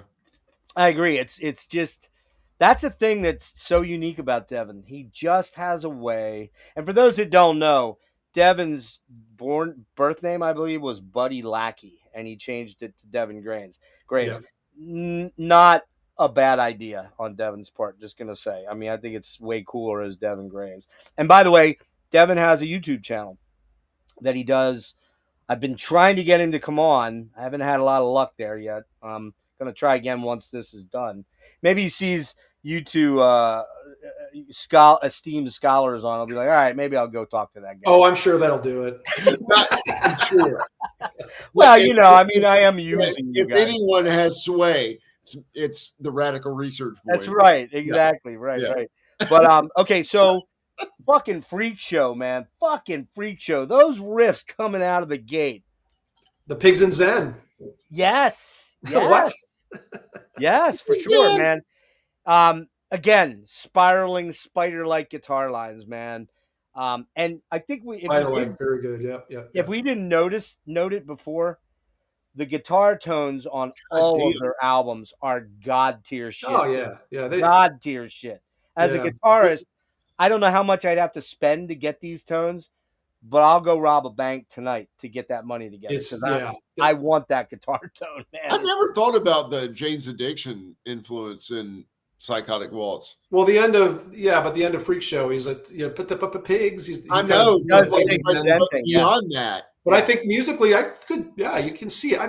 Because in the Everflow, we talk about how dark and magisterial and metal it is, all that. Yeah, but like I think the back half of this album does bring in other influences. It's where it shows you that there's levity, there's broad listeners for sure. You know, but think about this time. You know, Primus and Jane's. Yeah, what is this? 92. Yeah, like you know. Yeah, but I get the reference, but now that you said it, I'm thinking about, well, shit, I can hear some Dave Navarro and dude, I can hear Ritualo guitar stuff all over this. More you know what band sits right in the middle of Jane's Addiction and Psychotic Waltz, and we've never discussed this, Hunter. Mind Over 4. Who? Mind Over 4. I've never heard of Mind Over 4. I don't know. Bullshit, dude, you motherfucker. You know another band that I kind of think sits in that gray area, which you're going to be like, come on. But I swear to God, dude, and I'm going to reference it a little bit later because there's a track that I swear to God, Psychotic Waltz pulls from this band. It's so exact same riff, but Saigon Kick, man. Okay. I don't know enough about them to say, but I know that they're not, your typical, glam metal stuff. No, not even remotely close. No. Although they were lumped in with that, They were because the Love Is on the Way. That's about it. The rest of their stuff, you want to check out, Jeff, you should definitely check that band out. I think you'd be. They've been recommended to me a few times. Is Reptile the album? The Lizard. I think that's the Lizard. It's called. Yeah, that's the one. Yep. There's a song there called Body Bags, dude. One of the fucking heaviest goddamn riffs ever. It's so fucking heavy, and I'm going to reference it on a Bleeding song here in a minute. So I'm going to wrap up quick here. Butterfly. I dig this track because it's sort of all over the place, man. It's funky. It's proggy. There's a lot of keys and piano in it. There's even piano. And then when he goes into the incorporating the influences like Hendrix, Bowie, Led Zeppelin's in there when he does Thank You. I believe it's Thank You that he's referencing vocally. Jane's Addiction. Yeah, so maybe Jane's is on the previous song. Yeah. Yeah. So he's breaking the fourth wall a lot at this point, and I think that's when I mentioned that what I didn't like about it. But it's cool. I can't be so serious all the time, and must be like this. But I usually don't like when a band will reference some other band in their music. It's just like, pop culture awareness or whatever. I didn't even realize it, but the that's just me.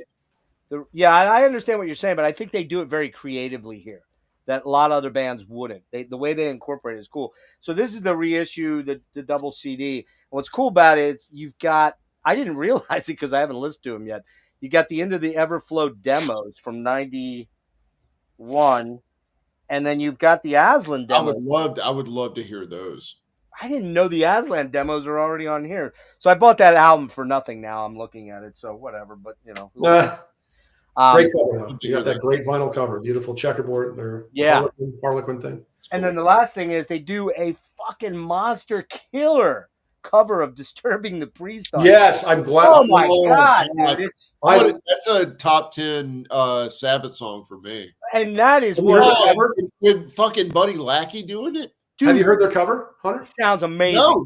Oh, it's great. Sounds amazing. It's great. Yeah. Fucking killer on it, man. And the thing I hate about Born Again is the production is fucking ass, but there's so many killer tracks on there. Oh, disagree. Man. Sorry, like this one. We're about to get in a dust up here. Yeah, we love the production. I love how burned out and hooked up and fucked up. It's imperfect the way Master Reality is kind of blown out, imperfect sounding, but it's perfect for that material. I think the Born Again material absolutely benefits from the production. See, I cannot crank that disc in my car. It fucking basses out the speakers and destroys. Well, that's yes, it does. It's too evil for you. Hell. Yeah. Well, are you calling me a pussy? Well, is that what you're saying? I mean, I wouldn't say that, but it's too evil. I get it. I'm way too angelic. Apparently, it's the flowing hair, I guess. But Yeah, so that one, man, that's a 10 out of 10. Masterpiece for me. It seems like there is, I said right here, although I know many would disagree and possibly my panel guests would as well, doesn't sound like it. Sounds like you guys agree with me. So, your best, or yeah, let's jump. I mean, it like not only is it my favorite, it's one of my favorite albums of the 90s. We should note that the artwork is pretty different from the original. That show yours again, Hunter, real quick. I like the one on Hunter. I'm gonna pull it out of the case because it's pretty. Yeah, they kind of they colored it up. It's pretty sweet, man. Oh boy, when Hunter pulls it out of the case, you girls. Yeah, I'm a little worried about you pulling something out of the case. Yeah, I love that cover. I love that. Yeah, and so what they did then to the new one was they colored it all up, and they made it. You know what they made it? They made it in Awaken the Guardian.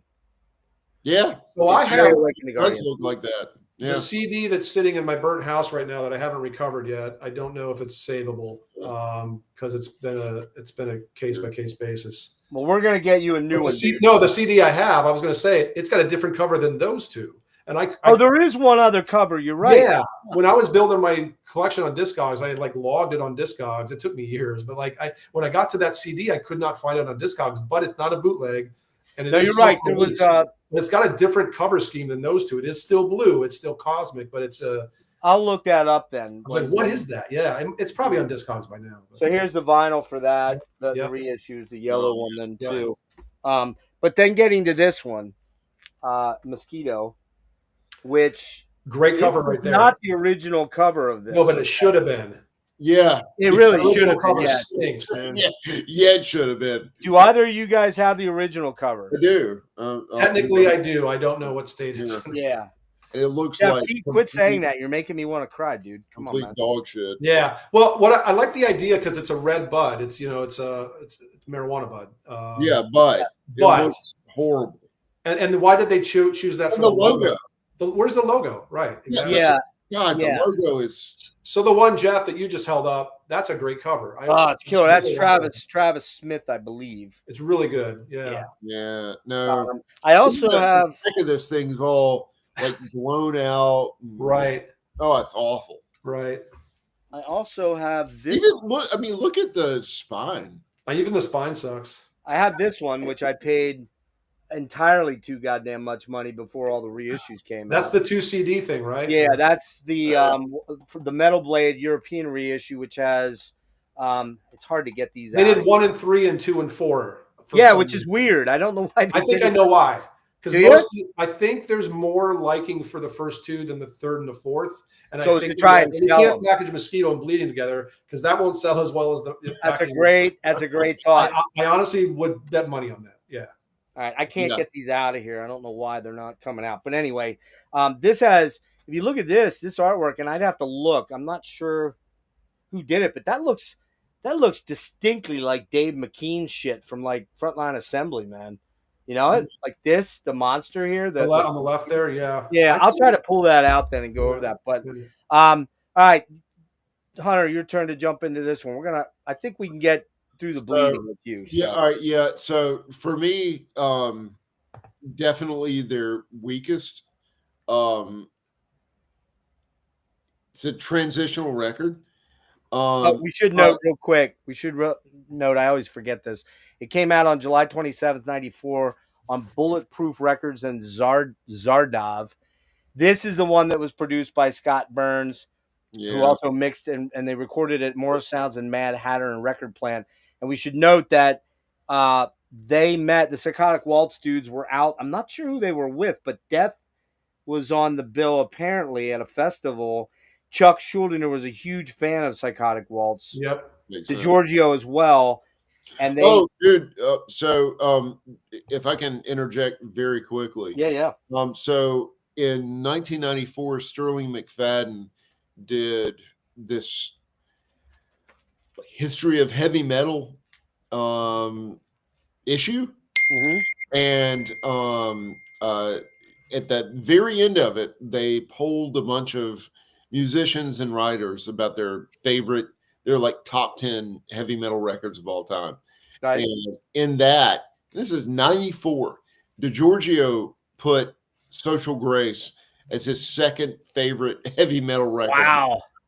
So that's pretty fucking cool right there. It's fucking cool. Yeah, so I guess Scott list was badass. I think Scott was out doing sound for Death on that tour in Europe, and they introduced them to the guys, and Norm Leggio got his number, because Dan talks about that in Scott's book, that had it not been for Norm, that would have been an opportunity lost. And they brought Scott out to do it, and Scott was really eager to do it because at that point in time, and really quite frankly for his career, unfortunately, Scott was kind of known as the death metal guy, and he wanted to break out of that, and this was like a perfect opportunity. So go ahead. So for me, Haze 1, easily one of their best songs. Killer song. Son of a bitch. Killer song. My answer too. Killer fucking song. Haze 1? Yeah. Fucking nutso song. Dude, those fucking guitar chords, so good. Where are all the people now? Yeah. So, and Jeff, with the G. So I've got the bulletproof version, but it's also Music for Nations. Yeah, Music for Nation was involved in distribution. I was going to say distribution only, probably. Okay. Yeah. So, but goddamn, dude, Haze 1. And there's some other, I mean, there are other good songs. There's quite a few good ones on here. Yeah, I would say. Old, but I gotta say, like the song titles, they just reek of mid-90s. Mid-90s. Yeah, it's very mid-90s though. Cold. Lockdown. Yeah. Lockdown. Mind song.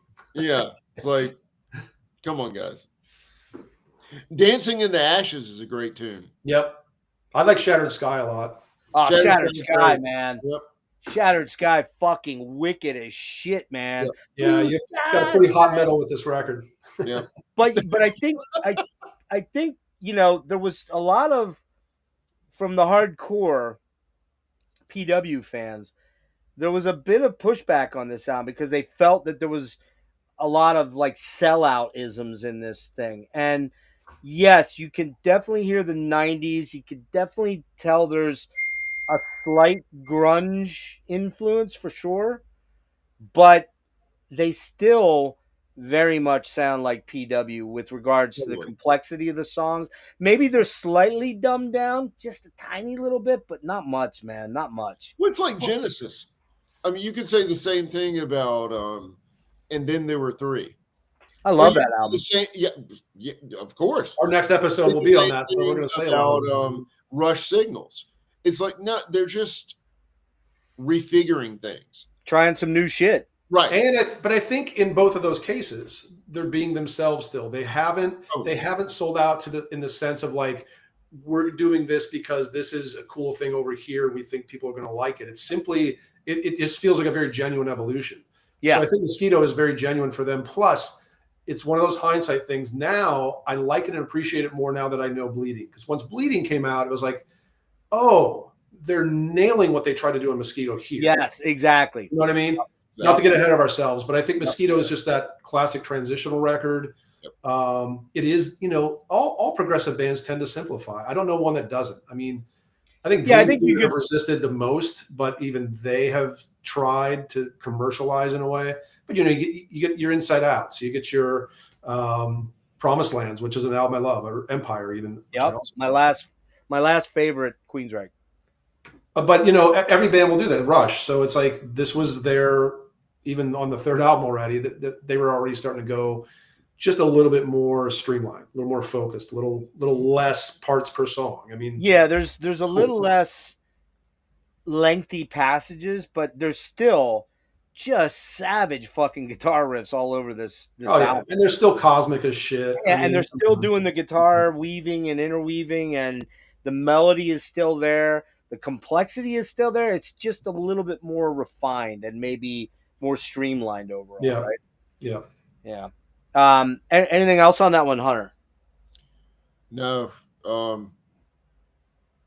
You know, I think it's kind of sexy that when bands that are super, super complex go that route and are still and still retain their identity.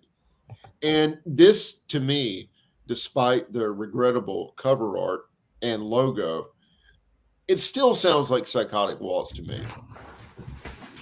Yeah, no doubt. You know, yeah, they did not lose their identity whatsoever. Yeah. You know, at all. And in all the bands that we were just talking about, they didn't either.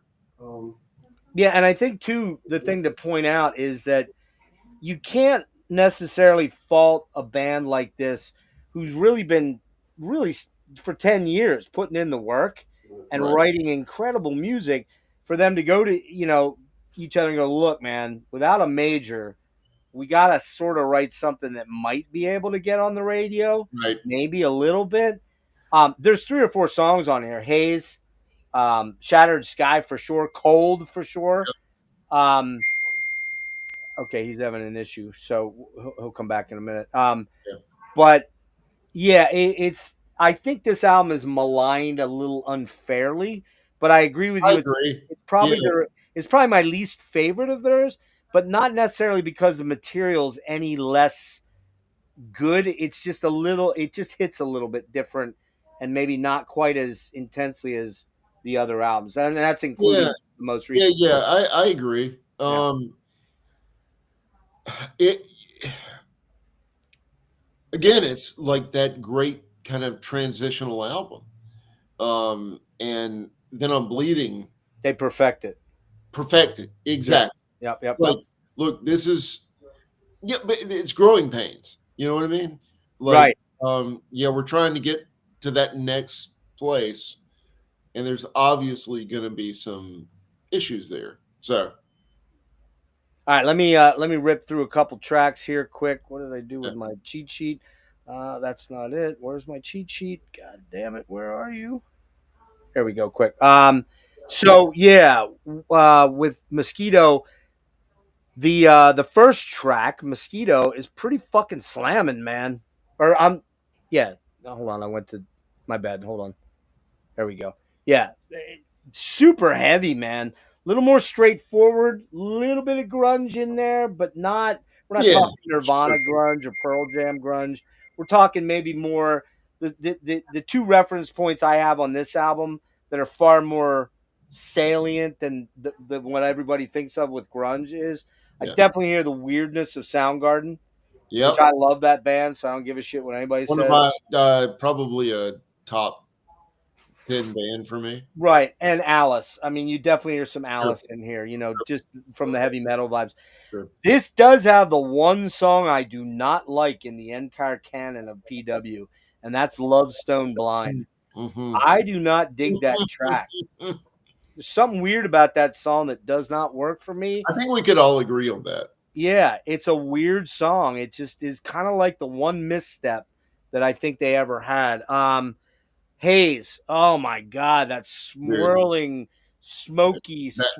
That's that would be a top 5 PW song for me. I don't know if it's top 5, but it's definitely top 10. And just the swirling. Yeah. Let's call it what it is. It's a stoner song, dude. I love it. I love it. I got just a wee bit stoned last night. We listened to this album the whole way through. I'm like, yeah, I know why they called that Haze. There's no doubt. Yep. It also has the solos are fucking bonkers in this one, man. Just a mega banger. Shattered Sky, dark, mysterious, brooding. I love Shattered Sky. Yes, heavy as fuck. I think I mentioned that one. Jeff did. Favorites, yeah. Yeah, Jeff did. That thing where he does the blue for the shadowed sky. It's just so wicked, man. Monster track there. Dancing in the Ashes. Let me do something real quick here. Sorry, guys. My apologies. Okay, yeah, I was just gonna mute you because it was getting kind of noisy. Yeah, no, we're good. That's complicated. And then Cold. That's another monster banger, man. Cold is fucking killer, man. Yeah, it is. I love the way he sings that, and like I said, it's like he's trying to psychologically fuck with my mind in that song. Like there's just something about his vocal tone. I'm like, I don't like what you're doing, man. You're trying to fuck with me, dude. Buddy. Yeah, buddy. Back the fuck up, buddy. I know where you were going. Buddy. All right.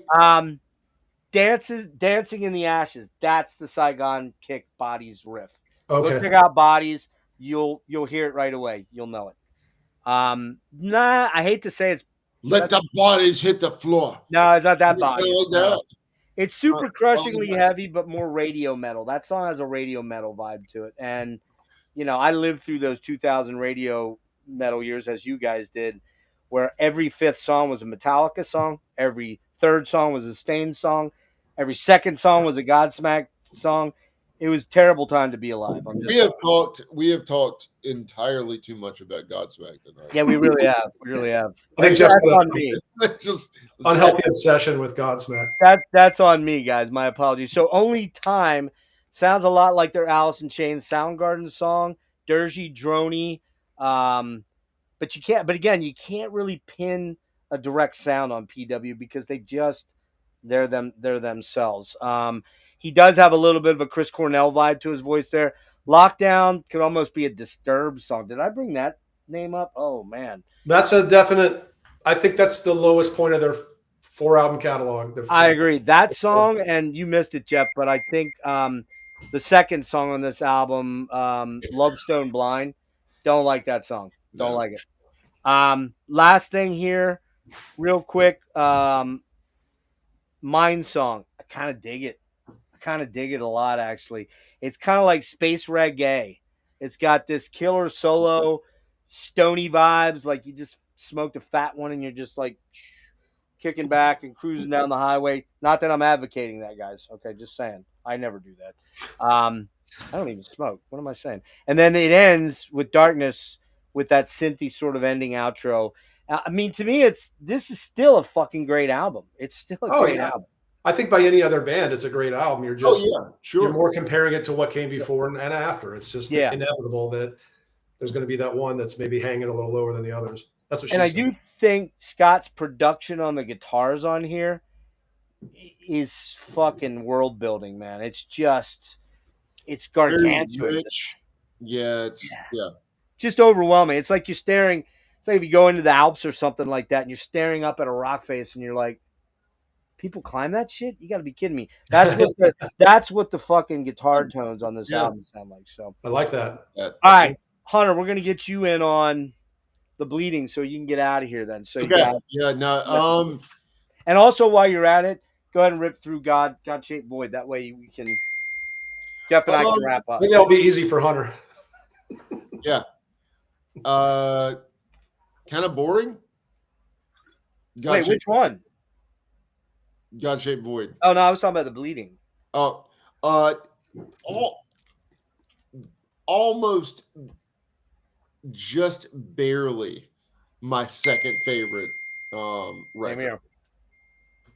I think it is a fucking masterpiece. It's hard to even find a bad track on it. There isn't one. Yeah, I mean, there really is. I mean, and frankly, like if I were being really truthful to my soul, I'd call it my favorite one. You can do that. There's no wrong or right in that, man. It's like people calling Angel Rat their favorite Voivod. It's like it's kind of sometimes how I feel too. So I think there's one track here that doesn't hit the mark for me. Dude, let me tell you something. You write a song like Northern Lights. Oh yeah, that's the one. You win. Amsterdam will bring. That's the fucking. You know what that song is? Refrain, that right there, where he's the Amsterdam thing. Just that's the nighttime driving song right there on the album. Yeah. Cruising at maximum speed. We're talking about like Dreamer, Deceiver, Signs of the Northern Cross or Southern Cross. Yeah, Sign of the Northern Southern. We know which Black Sabbath song you're talking about. The Northern Cross. Talking about we're talking about the greatest heavy metal songs of all time. When I hear Northern Lights, I think that. But dude, fucking Faded. What an opener. Faded is badass. Buddy comes in owning that vocally, man. He just takes the stage owning that vocally. I'm gonna pull one out here that I think you guys will appreciate. Do you guys hear a little bit of Last Crack on that song? Oh yeah. Burning Time, man. Oh God, you saw us. Whatever, man. You did see us. I feel like a moth right now, Jeff. I feel like I got a light, and I'm gonna draw them in. Yeah. Oh, Last Crack. Geoff is the light. Geoff. Just a weird. He's like, I know how to get them. I know how to get these boys. Last Crack. I know how to get. Yeah, we didn't even get into mini toboggans. So just let's I'm in your mini toboggan. I think you know how we feel about mini toboggan. I do believe it. I know. Yes, I know. Yeah. Yeah, man, this album is front to back bangers, right? I mean, Morbid. Insane. Yeah, no. One thing about this album that's funny is it is very 90s, and it's got like, I think only 2 songs don't have aren't single words. It's like Need, Drift, Sleep, right? No, it's all but you know what? It doesn't. It just doesn't conform. It doesn't have that. It does have a 90s feel the way that Mosquito does, but it also escapes it. Like it doesn't sound dated to me at all. At all. And I'm not a fan of like people saying things are sounding dated. I think I want King Crimson's first album to sound 1969. Fuck yeah, you do. Hell I yeah. want that to sound 1980s. No way. But or modern. But yeah, this album doesn't sound of any particular era. Nope. I don't know, man. It's another great calling card for it, I guess. Yeah. So this album came out. Did anybody show that? Did you show yours, Hunter? I have the vinyl here. Is that an original there? Yeah. You original guys. Yeah. You guys are so cool. I'm not cool for school. Well, actually, I don't have that one in an original form because that one I didn't find out there. But here's the vinyl presentation on red. Nice. Well, that looks cooler than mine. Yeah, Psychotic Waltz got a big chunk of my money about a year ago, like a huge chunk of my money, because I went all out and grabbed, all the stuff. Of course, here's that, and this has on the back. It's got the Bleeding pre-production demos from '95, and some live soundboard tracks of a Psychotic Waltz, Strange, and then they do covers of I Am the Walrus and Diary of a Madman. Ooh, good call. Yeah, nice choice. I don't know if I've heard that. It's killer. It's killer, man. Good choice. Killer. So that's I had to have it all. But real quick on this one for me, I don't know if I gave did I give the deets on it? I can't remember. Hold on. Oh, come on, Jeff. Where the hell are you?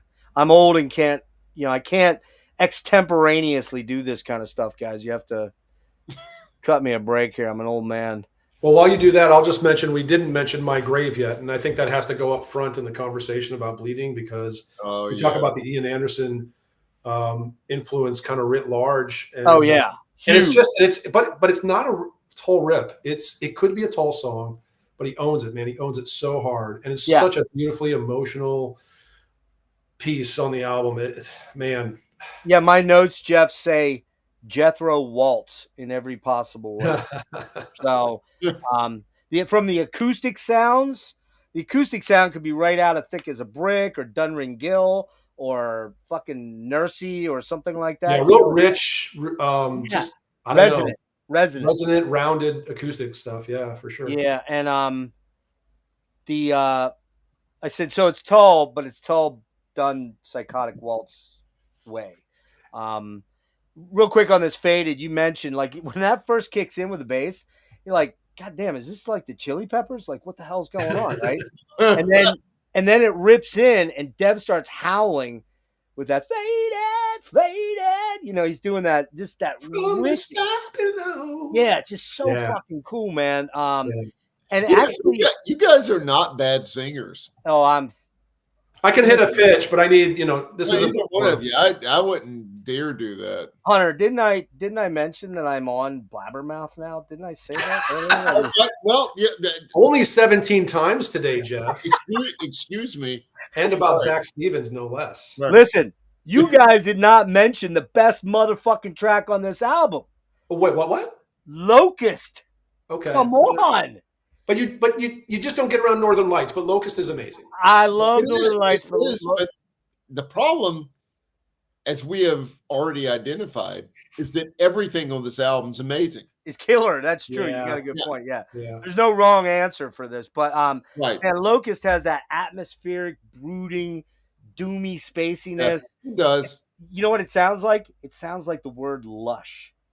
It just has lush as fuck. Lush and delicious, right? Mm-hmm. Just fucking beast of a track, juicy and menacingly dark.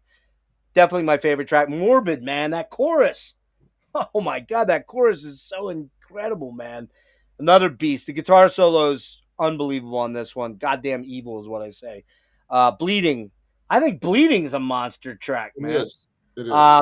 That one definitely has a Soundgarden-y Alice vibe to it, though. And that's also the one where he howls like Cornell. He has a Cornell moment on it. I was going to say, sorry, Bleeding is kind of like, to me, like Mosquito. It's one of those on Bleeding that could have really been on Mosquito and maybe Mosquito better. Because it's in that vein, but it's just a little more complex, though, I think. Sure, yeah, because it's I've got to drop off. All right, dude. Love you guys. You do not like God Shaped Void? You don't like God Shaped Void? Real quick before you run. Yep. God Shaped Void, not for you? Kind of boring. Fighting words, dude. I'm going to have to kick your ass when I see you out in San Francisco. Just saying. Yep. We'll have it out. I'm hoping to be out there. We'll see what happens. Awesome, man. Do it. We'll see what happens. All right. Although I've been told that I am not on the guest list, only my hair is on the guest list. That'll get you in. That will get you in. That's true. Hey, Hunter, thanks a million for doing this. We will do something soon in the future, man. Yeah, we'll talk about Genesis soon, Hunter.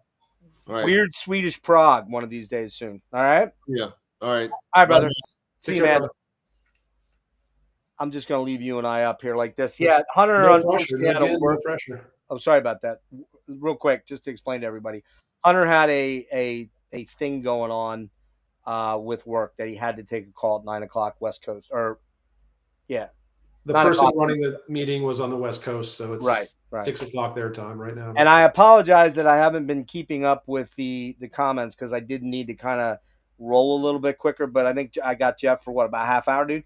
Yeah, I got till about 9:30. I'm sorry. Life's a bit weird for me and Hunter right now. I get it. No, more than usual ways. So. First of all, you guys gave me time, which I'm super gracious for. Well, we're happy to, man. Yeah. And I do want to mention it now, just to put this bee in your bonnet. One of the very first deep dives I ever did was Rush, because it is my favorite band of all time. And I think it's pretty close for you as well, too. Yeah, I never like to pick, but I'd have trouble picking anybody over them. Right. Exactly. They nourish me, man. I just think about Rush and I want to live another day. That's kind of like how I feel. So when I did that deep dive back in late 21, I had a phone I was working on. I had shitty internet. It's terrible. The presentation of it's awful. What I would like to do, hopefully, if we can do it, and I don't get so sick that I can't do this anymore, which I'm concerned that's coming sooner rather than later. You wouldn't know it unless you were around me. If you saw me, you'd have a better. We all hope not, and we're all hoping for I know, and I don't like to belabor that when I get into these things. But my point is that I would like for you and Mr. John Hall to join me for that. Sure, yeah, we're big. We can talk a game on Rush. I'm sure. Yeah, and I think we would probably legitimately have to do it in two parts. I would think if we're going all the way. I mean, we're definitely going to go all the way. I need to say about Test for Echo. So yeah, well, I I have some things to say about it, and I'll be really interested to see if they line up with what you have to say about it. So, but yeah, just keep that in your bonnet. And I know you're going through a lot, and you got a lot of upheaval, and so just keep that in mind for the future. And we have each other's contact now. So sounds good, man. Yeah, yeah. I'm in on anything Rush. So awesome. Let's get back to the Bleeding real quick. Need leads off with a really great bass run there. A lot of the stuff, though, and I think you probably agree with me, this is not as thrashy as the earlier albums, in particular Social Grace. It's a lot more mid-tempo stuff, I think, on this album. Sure, yeah, and I think that's them embracing what they were trying on Mosquito, and sometimes it worked out for them, sometimes it didn't. I think here they're just they found a way to make that groove thing work. I mean, I know for a lot of us. When we heard groove is anathema for our buttholes pucker when we hear the word groove. It just usually means like half thrash bad music. It usually means like Overkill's I Hear Black or something. Or new metal. It's got a new metal vibe when you say right. So, but I think in certain instances, man, it's fantastic. So, there are times that Voivod found groove that I think are great, and it certainly goes with Psychotic Waltz here and Bleeding. I think when they found groove, it was. They just made it their own. Again, it's still got their signature on it, right? It's so Need has that. Yeah, and there's a different bassist on this album too. Yes, we forgot to mention that Ward Evans leaves after the touring for Mosquito, and they bring in a guy named Phil Catino who played on the European tours. Then he played on this album as well too. Ward does come back for the final album, which we're going to get to shortly. But real quick, I don't know if I mentioned on this that The Bleeding was released July 1st, 96 on Bulletproof from Germany. It was recorded at Signature Sound over there and Studio West over here, produced by Dan Rock. It was initially started, the basic tracking was done by Scott Burns. Yeah. However, hold on a sec here. I don't know what happened there. I don't know. I thought Hunter tried to come back on. Sorry. He just loves us so much. He can't be away. Be great if he could. That'd be awesome. Yeah. But if we're still going, if it's a quick call, by all means, Hunter, if you see this, jump on. So Drift, the second best Psychotic Waltz ballad to me. Yeah. It's just got something. It's just got this thing. His buddy Devin's vocals on it are incredible. That drift on my way. It's just, and it's definitely got some Tully 70s kind of mystic vibe. You could almost go a little Uriah Heepish with this one too. Sure. With kind of like the Wizard or something in that vein. Yeah, Magician's Birthday, Demons and Wizards era. Very much so. Very mostly acoustic, very chill. Super melodic. For me, this song really could have and should have, like I remember, should have been a hit, like you would think. Yeah, they're all potential hits in this era for Psychotic Waltz. If that real world scenario really could have happened for them, mm-hmm. We know as fans that they had the songs. There's a few songs on each album that you're like, man, that could have been on the radio. Could have been a big. There were enough people listening to that sort of thing that you think could have latched on to a number of songs from these albums, Yeah, I mean, and this was hard. It was hard even for really well-established bands, even like Rush or Fates Warning. They were, this era of Fates Warning was doing stuff like Disconnected. Pleasant Shade. This Pleasant Shade and Disconnected, which is, two of their way more proggy out there albums. And there's funny, I in revisiting all this stuff, there's one song in PW's catalog, but I couldn't find it when I re-listened to everything, that reminds me so much of Pieces of Me. Pieces of Disconnected? Me. There's a song in the PW catalog that's like right there. I'll find it at some point and I'll text you. I'll be like, dude, I found it. So, but yeah, Drift, just amazing. Northern Lights, and that kind of has a techie vibe to it. A little bit like, not techno, but it's just got that sort of groovy thing going on that's just soupy and that it's smooth and silky, I guess is the way I would put it. The chorus has like I said, a very nighttime driving sort of vibe to it. This will bring Northern Lights and Incense again. Yeah. The way he sings that again, he draws it out, and it's gorgeous, man. I mean, that song in particular off this album would go great with like Ulver's Perdition City or something. It just has that get out in the desert and drive really fast and crank this fucker on repeat, you know? Right. My Grave, that's the Jethro Waltz song. The one song I'm not crazy about on here, I forgot to mention on Sleep, that's the one song. The very first solo is a blues solo. That's the blues solo. They never do fucking blues solos. Okay. I'm like, all right, guys, what the fuck? You're cheating. Right. That's right. Not cool. I mean, that's a fair complaint for sure. Yeah, go listen to that. You'll pick it up immediately. It's a blues. It even has bendy stuff, and they don't bend a lot when they play. That has a bendy solo at the very beginning. However, as the song goes on, it's fucking maniacally killer at the end. The twin soloing, the interweaving solos, some of their best stuff there. So, and then Freedom, man, I love Freedom too. I think it's an epic closer. I think it's a great choice for closer. Yeah. Yeah, it reminds me, see if you agree with this. It kind of reminds me of what Deep Purple would sound like if they went like full on metal. Oh wow. Yeah. I mean, well, this band, I think more than even Fates Warning or Queensryche showed their 70s influences pretty large. Like it was never a direct transfer, but I feel like there was that, I don't know, earthier, more analog vibe, and there's that sort of, I don't know. It just seems like an easier time machine to take from Psychotic Waltz's stuff like this. Yeah, I think they incorporated other genres into their tracks that you wouldn't have, like. I'd have to think long and hard here, but I don't think the list would be very long at all.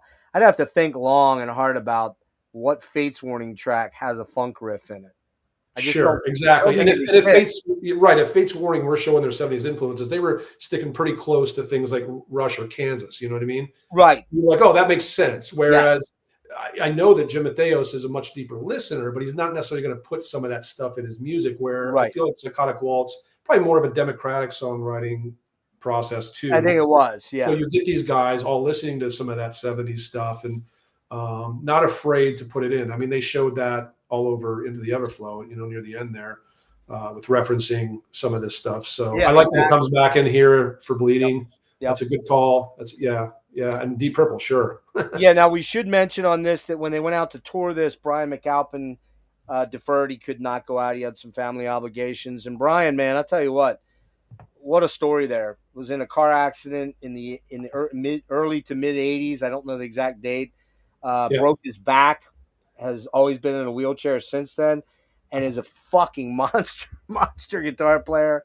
And how he got out there and did that stuff. And Devin talked about this about a year ago on his channel that they're not going to tour anymore. In 2019, they went out prior to recording the new album. They went out in 2019. They did Prague Power. Right. They did some European stuff. Right. Devin had some vocal issues. He had to get some vocal stuff done. And Brian he was having bad carpal tunnel from the way he has to play sitting. And he had to have that done. But he also told the guys at that point, I can't do the touring thing. I like that they're going to kind of keep it real. And like, if we can't do it 100%, and if we can't do it with most of the lineup, like especially a guy that matters as much as he does, right? We're not going to do it at all. You hardly ever see that happen. Especially, they're not a band that's going to be a career band even now, but they do have enough of a cult following in the U.S. and certainly Europe. Oh, Europe for sure. Where they can play specialized shows and make some cash. I mean, like it's I make that sound like it's easier said than done, but I think Dan was like, I'm not doing it if Brian isn't involved. So that's rare in this kind of thing. You know what I mean? Why do you think it wasn't a car accident, but a rappelling accident? No, that was Dan that was rappelling. That was Dan. Okay. Dan fell and broke his wrists and ankles for fuck's sake. He's accident-prone guitarist, man. Shit. Apparently, but no, Brian was in a car accident. Right. Kind of like the Jeff Becerra sort of deal, although Jeff was shot, so they're different there. But yeah, this is a 9.75. I'm like Hunter. It's so close for me for Everflow. It's just probably, to be blunt with you, it's probably the song Skeleton, which is my least favorite track on the album. It doesn't do much for me. It does. It's not bad. It doesn't have it doesn't have as much personality as everything else. It doesn't have the personality of Morbid or Faded or. Good way to put it. Yeah, it's not as catchy. Sure. But yeah, that last track, and then I wanted to mention one other thing. We'll wrap up here with the last album. They do a little bit about 2/3 of the way in there where it's like they're using I think it's a Hammond. It sounds like a Hammond. So it's very John Lordy, and that's why I brought up the Deep Purple thing. But they also throw in some Type O negative sounding synths, almost those creepy Addams Family-esque. Yeah, that kind of stuff. And I'd have to look. This came out in 97, right? Or 96, right? 97. When did No, it's 96 actually. July of 96. Yeah. When did like I'm trying to remember, when did Bloody Kisses come out? Oh, that's 92. So okay, so they may have. And then they had October Rust in 95. So yeah, so they may have stole a little of those keyboards. And I can see that. Like that Type O was a band that certainly had a wide range of influence in terms of the types of music listeners that latched onto them. Huge. I mean, it wasn't just goths. It wasn't just metal people. It wasn't just old rock people. You know, it was hard. It wasn't just hardcore people. It was like all of that. Yep. And then a bunch more, you know. Yeah. I love Type O, man. I love Type O. Oh yeah. Killer band. So, all right. So let's move on to, well, actually in between here, we'll just mention it. I don't own it. It's like $50 is the cheapest I can find it out there. I'm not paying that for a CD for this, but there is an album called Dark Millennium. I have that technically. Again, that's one that sits in the racks, unsalvageable at the moment. So I'll pull up the picture here in a minute. I didn't have that prepared, but basically it's a soundtrack per Brian. This was all done. Most of it was all done by Brian, but the last two tracks.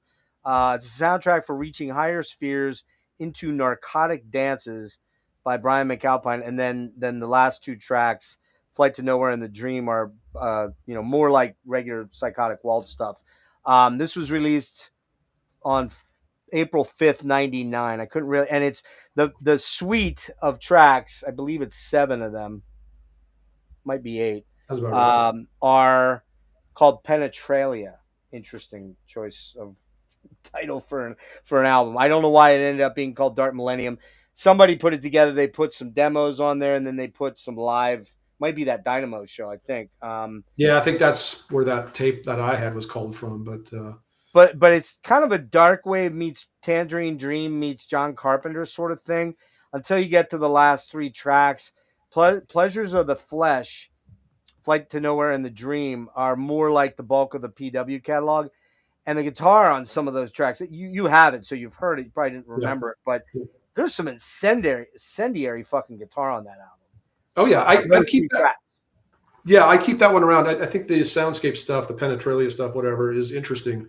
But I keep it kind of like, it's almost like Castlevania type music, almost kind of like opera meets maybe a little dungeon synth kind of, but dark wave.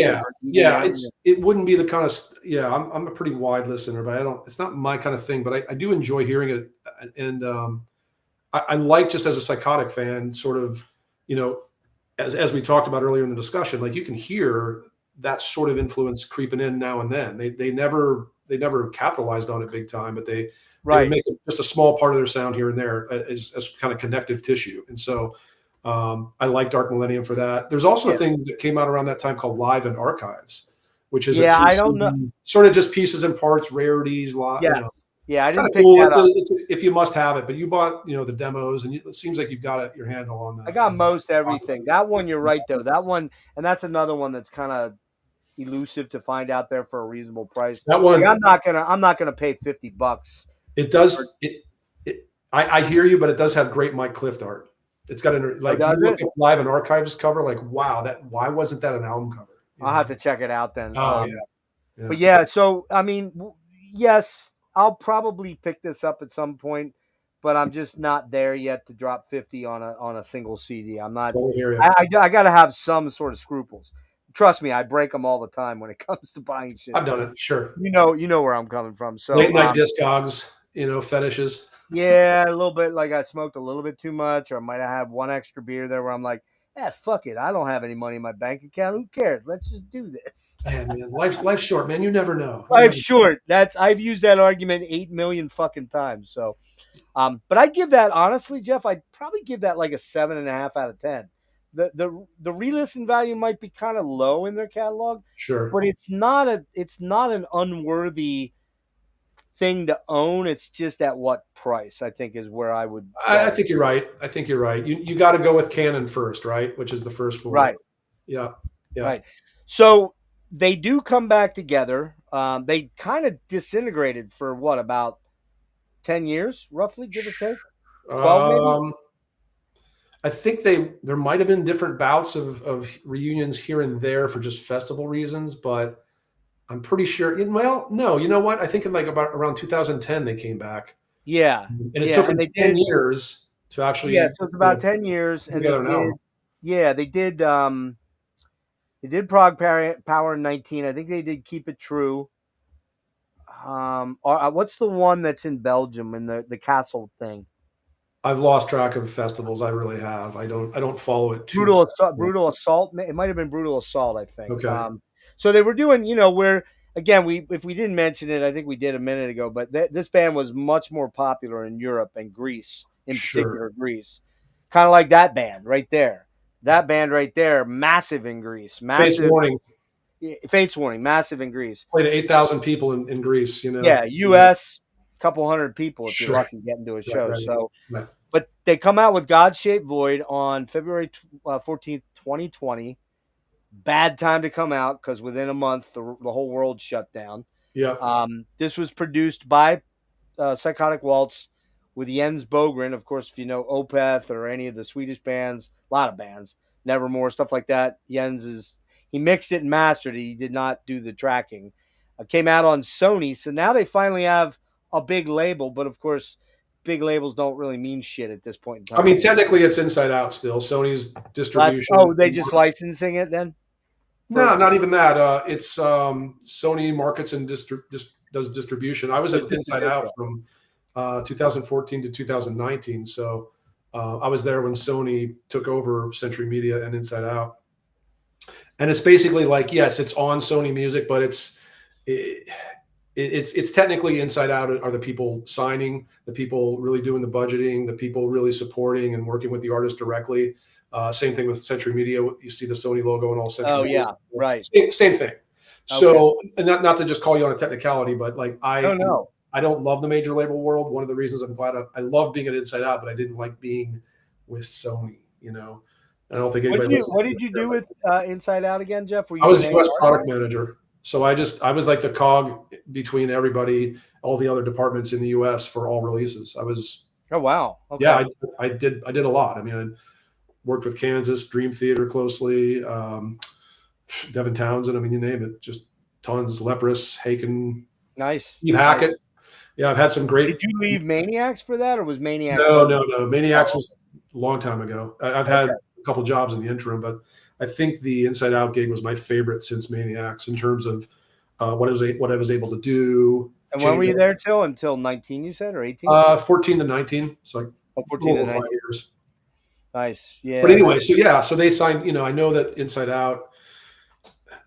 I think Inside Out seems a very obvious choice for Psychotic Waltz at this point. Who else is going to get you out to the Prague people? I mean, it's Yeah. So. I mean, Fates is Fates still with Metal Blade though, right? Yeah. Fates ended up on Metal Blade for the final album, but before that they were with Inside Out for 2 studio albums. That's what I thought. Yeah, which or just one? A Different Light and Theories of Flight. I worked on Theories of Flight when I was there. Yeah. Yeah, Theories. Killer album, man. Oh my God. I love Theories. I love that's the best latter day Fates album. Dude, the Light and Shade of Thing, one of Jim's best songs ever. So all right, so let's jump into this one quick here. I'll just go real quick. Devils and Angels, it's Psychotic Waltz. I get it. It might be a little more polished.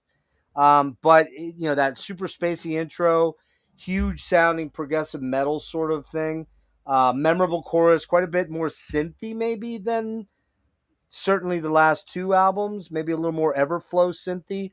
Okay. Yeah, and Devin sounds fucking amazing on this album overall. Oh, what's going on here? Hunter, are you there? Somebody's. Hunter? Well, someone tried to get back in. I don't know if. He would have to hit that link. That's what's odd. So I don't know what's going on there, but you're not allowed anymore, Hunter. No, just kidding. He doesn't like this. Stranded, man, that has a fucking wicked chorus on that one.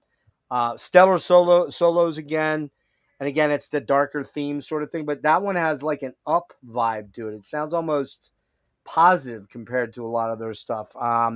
Back to Black, I love that track. I think that might be the heavy ripper on the album. Mm-hmm.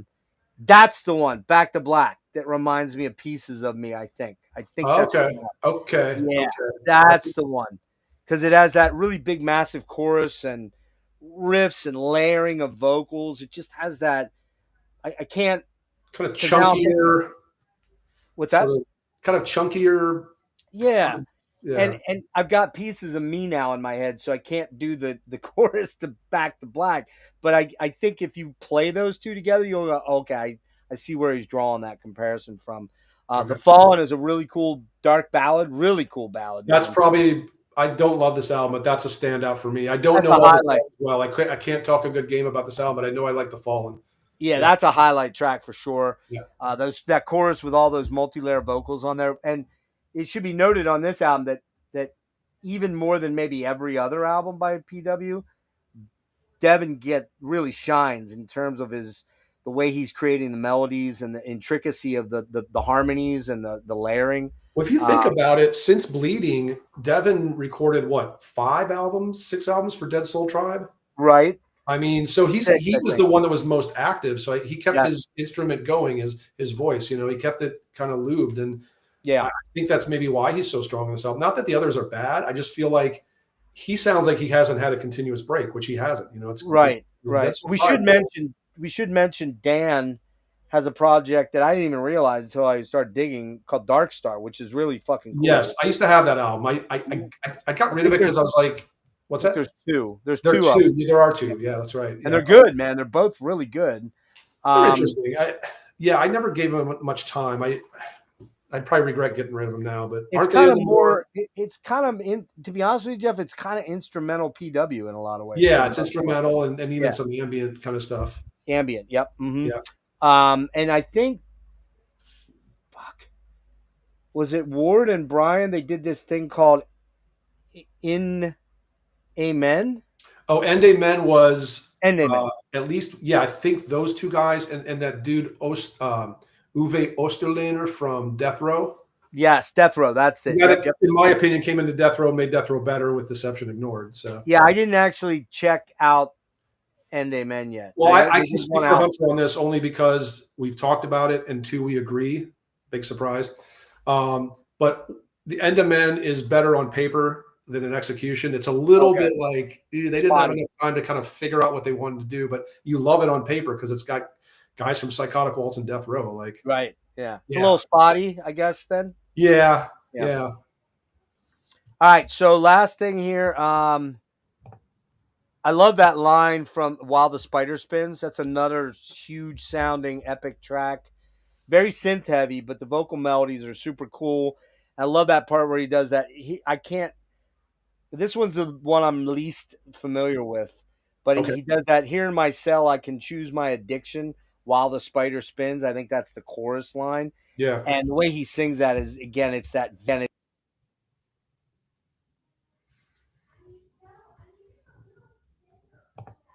Sorry about that. I pulled the plug on my mic. You could have cut out there. Everybody out there is probably like, thank God he's not talking for once. Holy shit. Demystified's good. I love Pull the String. I love that Angels Carry Guns. The Dogs Will Count Their Days. That's, he does write some very esoteric, out there lyrics, but they all just are cool. All the lyrics are cool. And esoteric's a good word. It's just esoteric, like stream of consciousness sort of stuff, that maybe doesn't tell any definitive narrative story, but when they're all put together and the way he sings the melodies, they just sound fucking cool as shit, He always felt to me like in every era of Psychotic Waltz, kind of spiritual. And I don't know what his spiritual thing is. I'm certainly not a spiritual person in any way. I'm not either. Yeah. But I like, in music, we feel spirituality and joy and all that. And like, to me, he always delivered this kind of, as you say, esoteric, but also kind of very spiritual seeming, uplifting, sort of connection to the cosmos sort of thing. When he wasn't doing the more attacking, snarling narrative type thing. Oh, sure. But that's the thing. That's one of those ingredients in Psychotic Waltz I really love about them is they do have that. And he brings that. Of course, the celestial guitar stuff. The closer is In the Silence, which is a sort of a wistful ballad, and it's a beautiful closer, man. Yep. Super spacey, mostly acoustic, just gorgeous playing on that. Sisters of the Dawn is really cool. That's got if you listen to Sisters of the Dawn, I hear Pull Me Under at a lot of moments in the song. And Season of the Swarm, kind of straightforward rocker. That's kind of probably my least favorite track. But I got to be honest with you, man. I was kind of surprised Hunter didn't like this, but it's a 9.25 out of 10 for me. And my third favorite album, believe it or not. Oh, no, wait. Oh, wow. Ooh. Wait, I got to pull my list up here. No, it's my fourth favorite. Sorry, I got a little ahead of myself. But honestly, this is one of those, comeback albums that you're not like, ooh, what did they do? Or why did they bother? That kind of thing. I wasn't like that at all. For me, I was like, it was a case of like, have they gone anywhere new? Do you know what I mean? Because I think with every album for the first four, you were getting some sort of new ground covered, right? It was like here. This one felt very lateral to everything else they've done. Doesn't mean it's bad. And I'm just a bit ignorant of the album. I haven't given it enough time over the almost 5 years it's been out. Almost 5 years, yeah. But you're making me want to, and I'm going to pull it out because I think you should. I'm just saying. I think you should give it a little more time.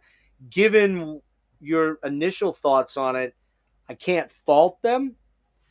But I think to some extent there's a little bit of a recency bias or not recency bias, nostalgia bias there. And we all have that, especially us guys. For me, and I know what you're talking about, and I admit that I have it. For me, it's always like the bar being so high, right? Yeah. I love Trouble, and when Trouble put out the fourth album, that was about the highest bar they were ever going to put. But Manic Frustration was really good. But then you come out with Plastic Greenhead. It's like not a bad album, but you know what? It will never hit that bar. Like it's never. You know what? Dude, I have the same kind of issue with the Final Fates album. It's great. It's really good. It's really long. Yeah, it could have been. It should have been shorter. Should have been shorter. It feels very final, and according to what we're going to talk about real quick to get you out of here, it probably was. But it hasn't hit me every time I've tried to. And I love Theories, and I love Disconnected, and I love all those later period albums. The only other Fates album I'm pretty indifferent on is probably X. That's my least favorite. I've been very public about that. There's a couple great songs on it. Sure, yeah. But it's not. It just felt like Jim was kind of floundering a little bit to figure out where to go. Sure. And maybe he's gotten to that point. You would know far better than I would, but he might have gotten to that point where he's like, I've said all I can say at this point. So that's exactly why he wouldn't do another Fates album. Yeah, it's kind of what I figured, and I get it. I totally get it. I have to admit though, I've not checked out the Kings of Mercia stuff. The singer's really good. I helped him actually find that guy, Steve Overland. Okay, because I love the Arch Matteo stuff. All the Arch Matteo stuff is killer, and even some of Jim's more. And I tell you what, dude, I'm probably going to be way in the minority on this. I love North Sea Echoes. I love that album. I need to be in the mood. I need to be in a very pensive frame of mind. Wow. Yeah. Because it's a beautiful downer, man. It's like you're in a narcotic haze the whole way through that. Yeah, Mateos has written some of the best downer metal of all time. For sure. But you were saying we were talking about that nostalgia thing. It's like, for me, it's always the bar is Awaken and Parallels. Yeah. Like how can they ever top those? And I know you're a Spectre guy, but how can they top those? And I love Spectre too. I mean, I love Parallels too. I mean, that's a band that, to me, I always bring up Voivod when I talk about Fate's Warning, because there's a lot of parallels, not not in style, but in how they evolved, in what their career arc was, and what the compromises they made for their creativity. But Fate's Warning, to me, it was a band that had several peaks. You know what I mean? Like Awaken the Guardian was a peak. Parallels was a peak. It's not my favorite Fates album, but I love it. Pleasant Shade of Grey, in some way, was a certain peak. Because they were like, oh, now we're doing this different thing. Fuck it, we're just going to do a whole 45-minute one song thing. That's all. Yeah, it's very cool. So recurring themes. Yeah. Anyway. And by the way, if I was to draw a parallel a little bit with the new Steven Wilson, and I have it because Steve and I go back to '99. We've been buds for a long time. And I might be able to get him to come on your show. So we'll talk about that later if you'd be interested in that. But I would say that the new SW has sort of callback moments a lot like Pleasant, where recurring themes come back for sure at some point down the line in the album. And well, I mean, he's been doing that a long time. I was, not to get off because I got to go, but I do want to talk about Harmony Codex real quick. I wasn't that into To the Bone. I wasn't. Don't like that album, and I was even less into the one that came out after that. Yeah, I want him to go those places. But I want him to be Peter Gabriel, but he wasn't quite getting there. But I do love a lot of, like, I love his first solo album, and I love Raven as a masterpiece. But I thought Harmony Codex was an excellent album. Like, to me, everything he does well. I hear early Porcupine Tree in a lot of it. Oh yeah, really get ready because the most genuine way, like early Porcupine. Dude, get ready because the new solo album has Sky Moves Sideways moments. It has Signify moments. It's got a lot of Stupid Dream and Light Bulb Sun moments. Big time. Yeah, that's all great to me. Hardly anything, hardly even a nod to In Absentia on, not even. So you're gonna dig it a lot. But I can't wait. Yeah. All right, so real quick, your top, line them up. Line them up. Into the Everflow, Bleeding, Social Grace, Mosquito, God-Shaped Void. You and I are exactly the same, except for I've got God-Shaped above Mosquito, and I'm not entirely sure I agree with my own assessment there. But here's the bottom line. And Hunter Ginn will give. Did Hunter give his 5? He didn't. He ran out. Yeah. See, he would agree with mine totally. Yeah, of line course. by line. You guys are guys are joined at the hip. It's weird. It's fucking weird. Yeah. But. Well, it doesn't sound like I'm very far off. We're not. Pretty close in the wheelhouse. But so real quick, this is your Fates Warning book. I actually have it here because I went to the storage unit that I've had for a couple of years. Did you find some? I found some copies that were not hurt in the fire. I'm selling them on radicalresearch.org. This one too. Yeah, I need to get that one. I don't have that one yet. Well, let's talk. Do you have any Mean Deviation left? Let me send you a copy. I don't know. Mean Deviation's out of print completely. Oh, is it? Okay. Because I remember seeing it in Borders books about, what is that, 15 years now or more? Oh yeah. I mean, it was, it's been out. It's I think last year was the final physical copies, but it's still an ebook through Bazillion Points. So okay. Yeah. My Voivod book is coming out. I have all parts. I'm actually in the middle. It's going to be a 500+ page behemoth. For Voivod. The Voivod book. I'm doing my final read through. I've got a cover laid out. The band and the management are all behind it. So you didn't lose anything. You had storage. That was all stored on like G drives and things like that. I lost some Voivod stuff, but I didn't lose any book stuff. I was a little worried about my desktop computer, but I was able to retrieve. I had 16 pages of color photos, and I was able to retrieve 12. Some of the files were destroyed and not backed up. Not a big deal. I'm just glad it's going to come out. But I finally opened up work on it to finish it out because I was really close. Any projected date? I'm going to announce it in late April. Probably start taking pre-orders in June. Did you get to see the doc? Yes. Were you involved in that? Okay. Yes. I wasn't really involved. There's an old shot of me from like 2012, but I wasn't able to get up there to see Felipe. But I know Felipe well. We've talked a lot, and he did a great job, and I've seen it. So I think it's going to have larger distribution by the time the book comes out. So hopefully. I don't know if you ever heard my story, and then we'll wrap here. Voivod was headlining over Soundgarden and Faith No More, which Not I'm in sure you know Chicago. all about. Okay, Not in Chicago. That show came to Lancaster, Pennsylvania, which is about where I live. Oh wow! It was a Passover date, that kind of like an add-on date when they were going between New York and Philly. So they came over, played a place called the Chameleon. I had just discovered Nothing Face. That's Nice. where I came in. Got to the venue, walk in. I didn't know it at the time, but I walk up next to this dude and we're just chatting about metal and rock. And he's like, "Hey, let me buy you a beer." Turns out it was Billy Gould from Faith. Wow. Nice. And I didn't know anything about Faith No More. It was before Epic had exploded. Right. Denis Belanger comes over, and I think Snake and Blackie came over, and they barely spoke English. They could barely speak English. So I'm like, fanboying over Snake, right? And during Astronomy Domine, I'm right up against the stage.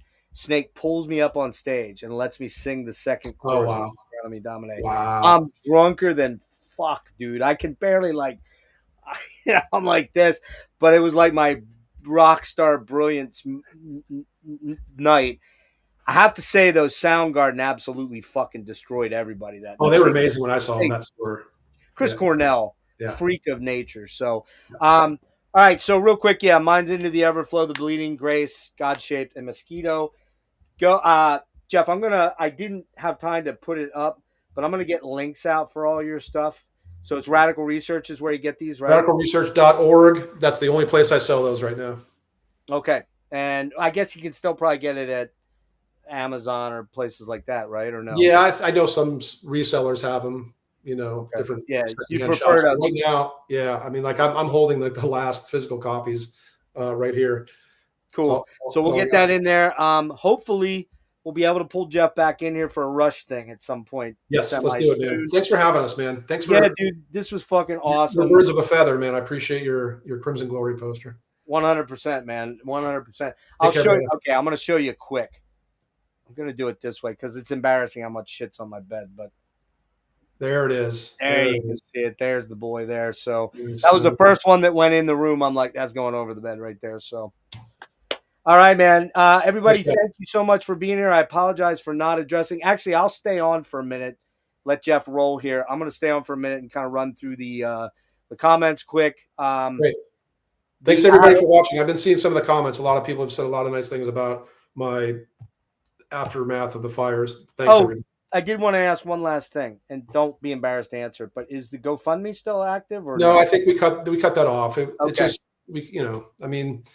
Yeah, I get it. Everybody was so kind. We got so much more than we expected, and it helped a lot. It helped. Which helped out a lot, though. Just buying underwear and just buying things, pet food, cat food, that kind of stuff. It was great. So, but thanks for asking. Did you guys get an apartment or a new house? We're in a house about a block away from the old house to keep tabs on the property, and we got to tear it down and rebuild it. And you're gonna have to rebuild. Some builders right now about that. So. We found somebody that gave us a lease until June, and then we're looking now to find a place for June until another year hence, when the house will eventually be rebuilt. We don't even know if we're going to stay there, live there. We don't know. Everything's up in the air in life right now. But you're an NC. You're an NC, right? North Carolina, Greensboro. Okay. Are you going out to either of the Emperor Agalloch shows? No, I mean, I got to do local stuff right now. I just got too much going on. All right. It's insane when this happens. I bet. Yeah. It's life just starts over kind of in a way. So it's a lot to do. So I can't really justify traveling. I'd love to. Yeah.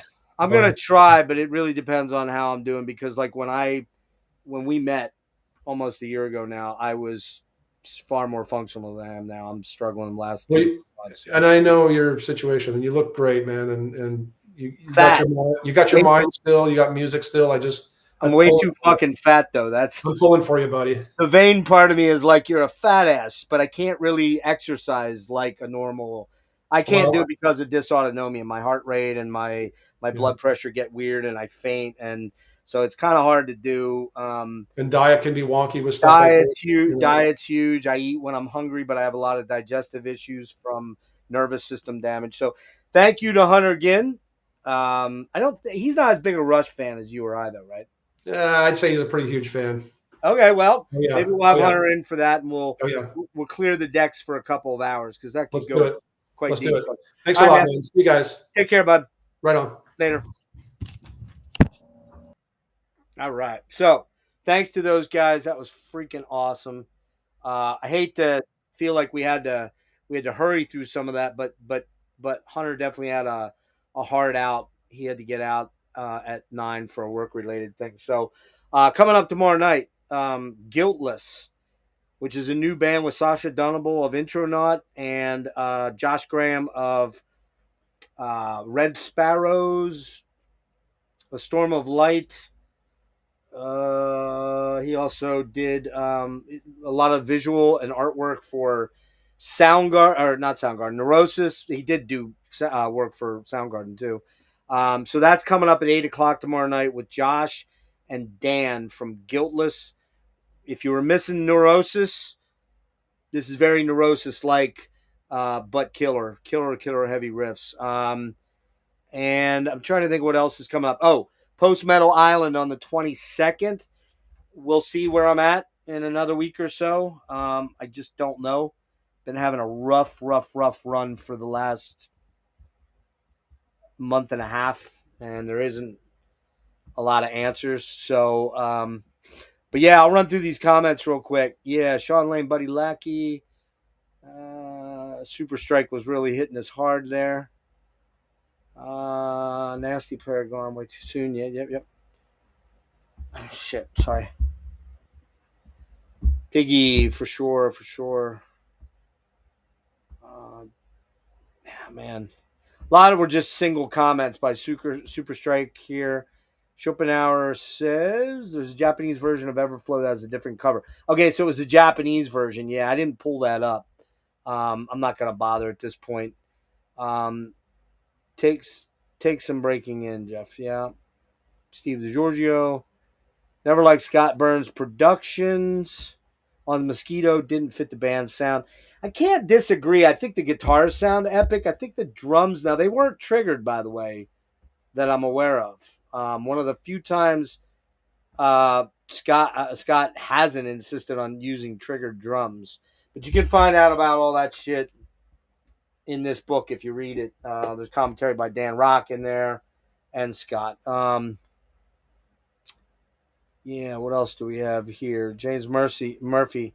Yeah, I've tried to get James on. I thought I was going to have him on a while back, but it didn't happen. Yeah, grunge. Yep. Yeah. Let's see what else here. My apologies for just kind of running through these quick because it's a lot of similar stuff here. King, I just saw King twice last week. He's great. He and Mike and Les, great dudes, man. Just fucking great dudes, great band, great live. That's a perfect mix of Deceased and Coroner. They were killer shows. Locust in My Grave, yeah, they're fucking amazing songs, man. What do we got here? Okay, that's your favorite, the Bleeding. Oh shit, what happened there? Wow, things just got giant there. 1 a.m. on a workday. Yeah, man. Great discussion. Thank you. Yeah. Great guess. Amazing guess. Spectres for me. Fucking at Fates in general ripped. Yep. Great book. Sorry to hear about your situation, Jeff. Keep your head up. Yep. Finally saw Voivod for the first time last year. God, I go way back. Not to the beginning, but pretty fucking far back. So, yeah, it was awesome having Jeff and Hunter on. Unfortunately, because of Hunter's was pressed for time, I only had him for 2 hours, which I didn't really find out until about 2 hours ago or right before we started. So I don't think he even knew it was coming up. So cool. You know, I've never watched anything on my TV. I should try to do that. I'm too fucking lazy, but I will pimp my shirt, man. I got this one, The Bleeding, and where's it at? You can see it behind the guitar neck there. A Social Grace. I'm not going to say where I got it. If anybody wants to know, hit me with a comment. I don't want to talk about it outright because I don't really want to hate to say it, I don't really support this particular distro, but I did in this case because I couldn't find these anywhere else, and I really wanted them. So thanks, Schopenhauer. Very cool. Thanks, Wade. Good to see you, buddy. Diatom, thank you, buddy. That's cool. I think that's pretty much it. Yeah, so we still have some future things coming up. We'll see where we're at. Post Metal Island is the 22nd. I'm going to try to do an interview with Mick Lane this Saturday. I'm not 100% sure that's going to happen yet. Mick was a guitar player for Mahogany Rush, the later era of Mahogany Rush. He played with Frank Marino. If you know my channel, you know I'm a monster Frank Marino fan. I've interviewed Frank twice. Thrill of a lifetime having him on, talking to him. So, yeah, super fucking cool. I'm going to try to get him on 7 o'clock on Saturday. And there's a couple other interviews I'm working on, including a Steven Wilson interview. There will be a Steven Wilson interview about the new album, the overview, coming next 10 days, I think. I hope within 2 weeks. I hope so. We'll definitely be having Steve on. And there's a bunch of other interviews I'm working on. But with my health, I'm reluctant sometimes to ask people to join because I'm a little scared that I might have to cancel, and I don't want to do that. So I do understand people watching that don't know me in the flesh, hear me occasionally talk about my illness. I do have a neurological illness that unfortunately is probably a terminal illness. It's a progressive disabling illness, and I'm starting to have a lot of problems ever since I got back from California, like major problems, walking, breathing properly, digesting properly. I wouldn't really wish this on anyone. Maybe one guy. He likes to bronze a lot. Maybe that guy.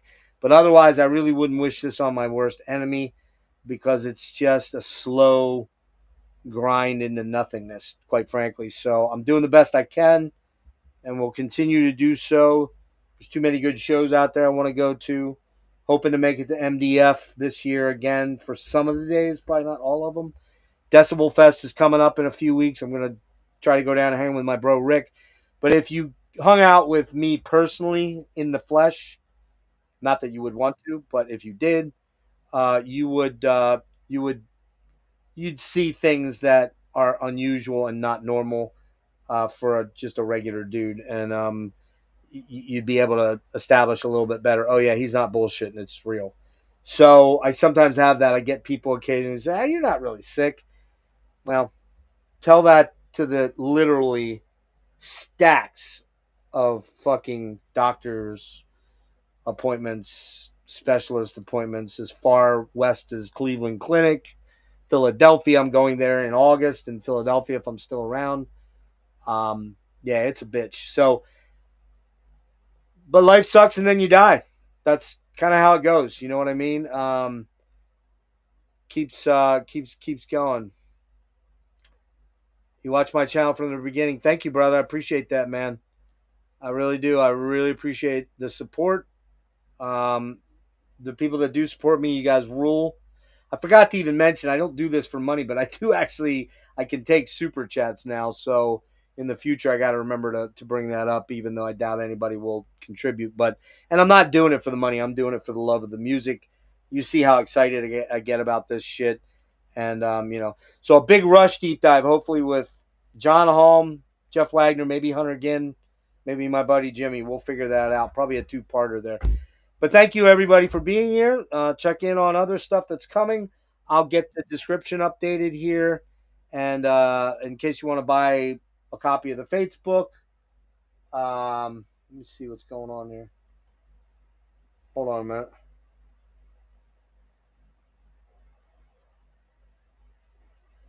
Okay. So, yeah, there you go. That's that. Again, thank you so much to those guys. Class gentlemen.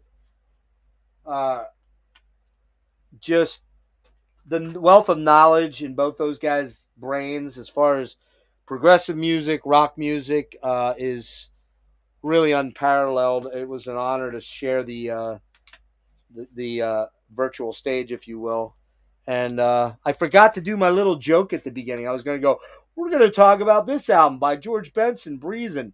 Great album, man. Fucking killer album, but not exactly what we were going to talk about tonight. So, again, you can find all these reissues out there. Amazon has them. Actually, Amazon has them kind of cheap right now. I don't know if you're... I'm not real great at loving the fact I got to make Jeff Bezos richer, but that's where you can get them the cheapest. eBay, of course, everywhere else. So, yeah, I got to roll, guys. It's been a long night, and I haven't eaten anything yet, so peace out.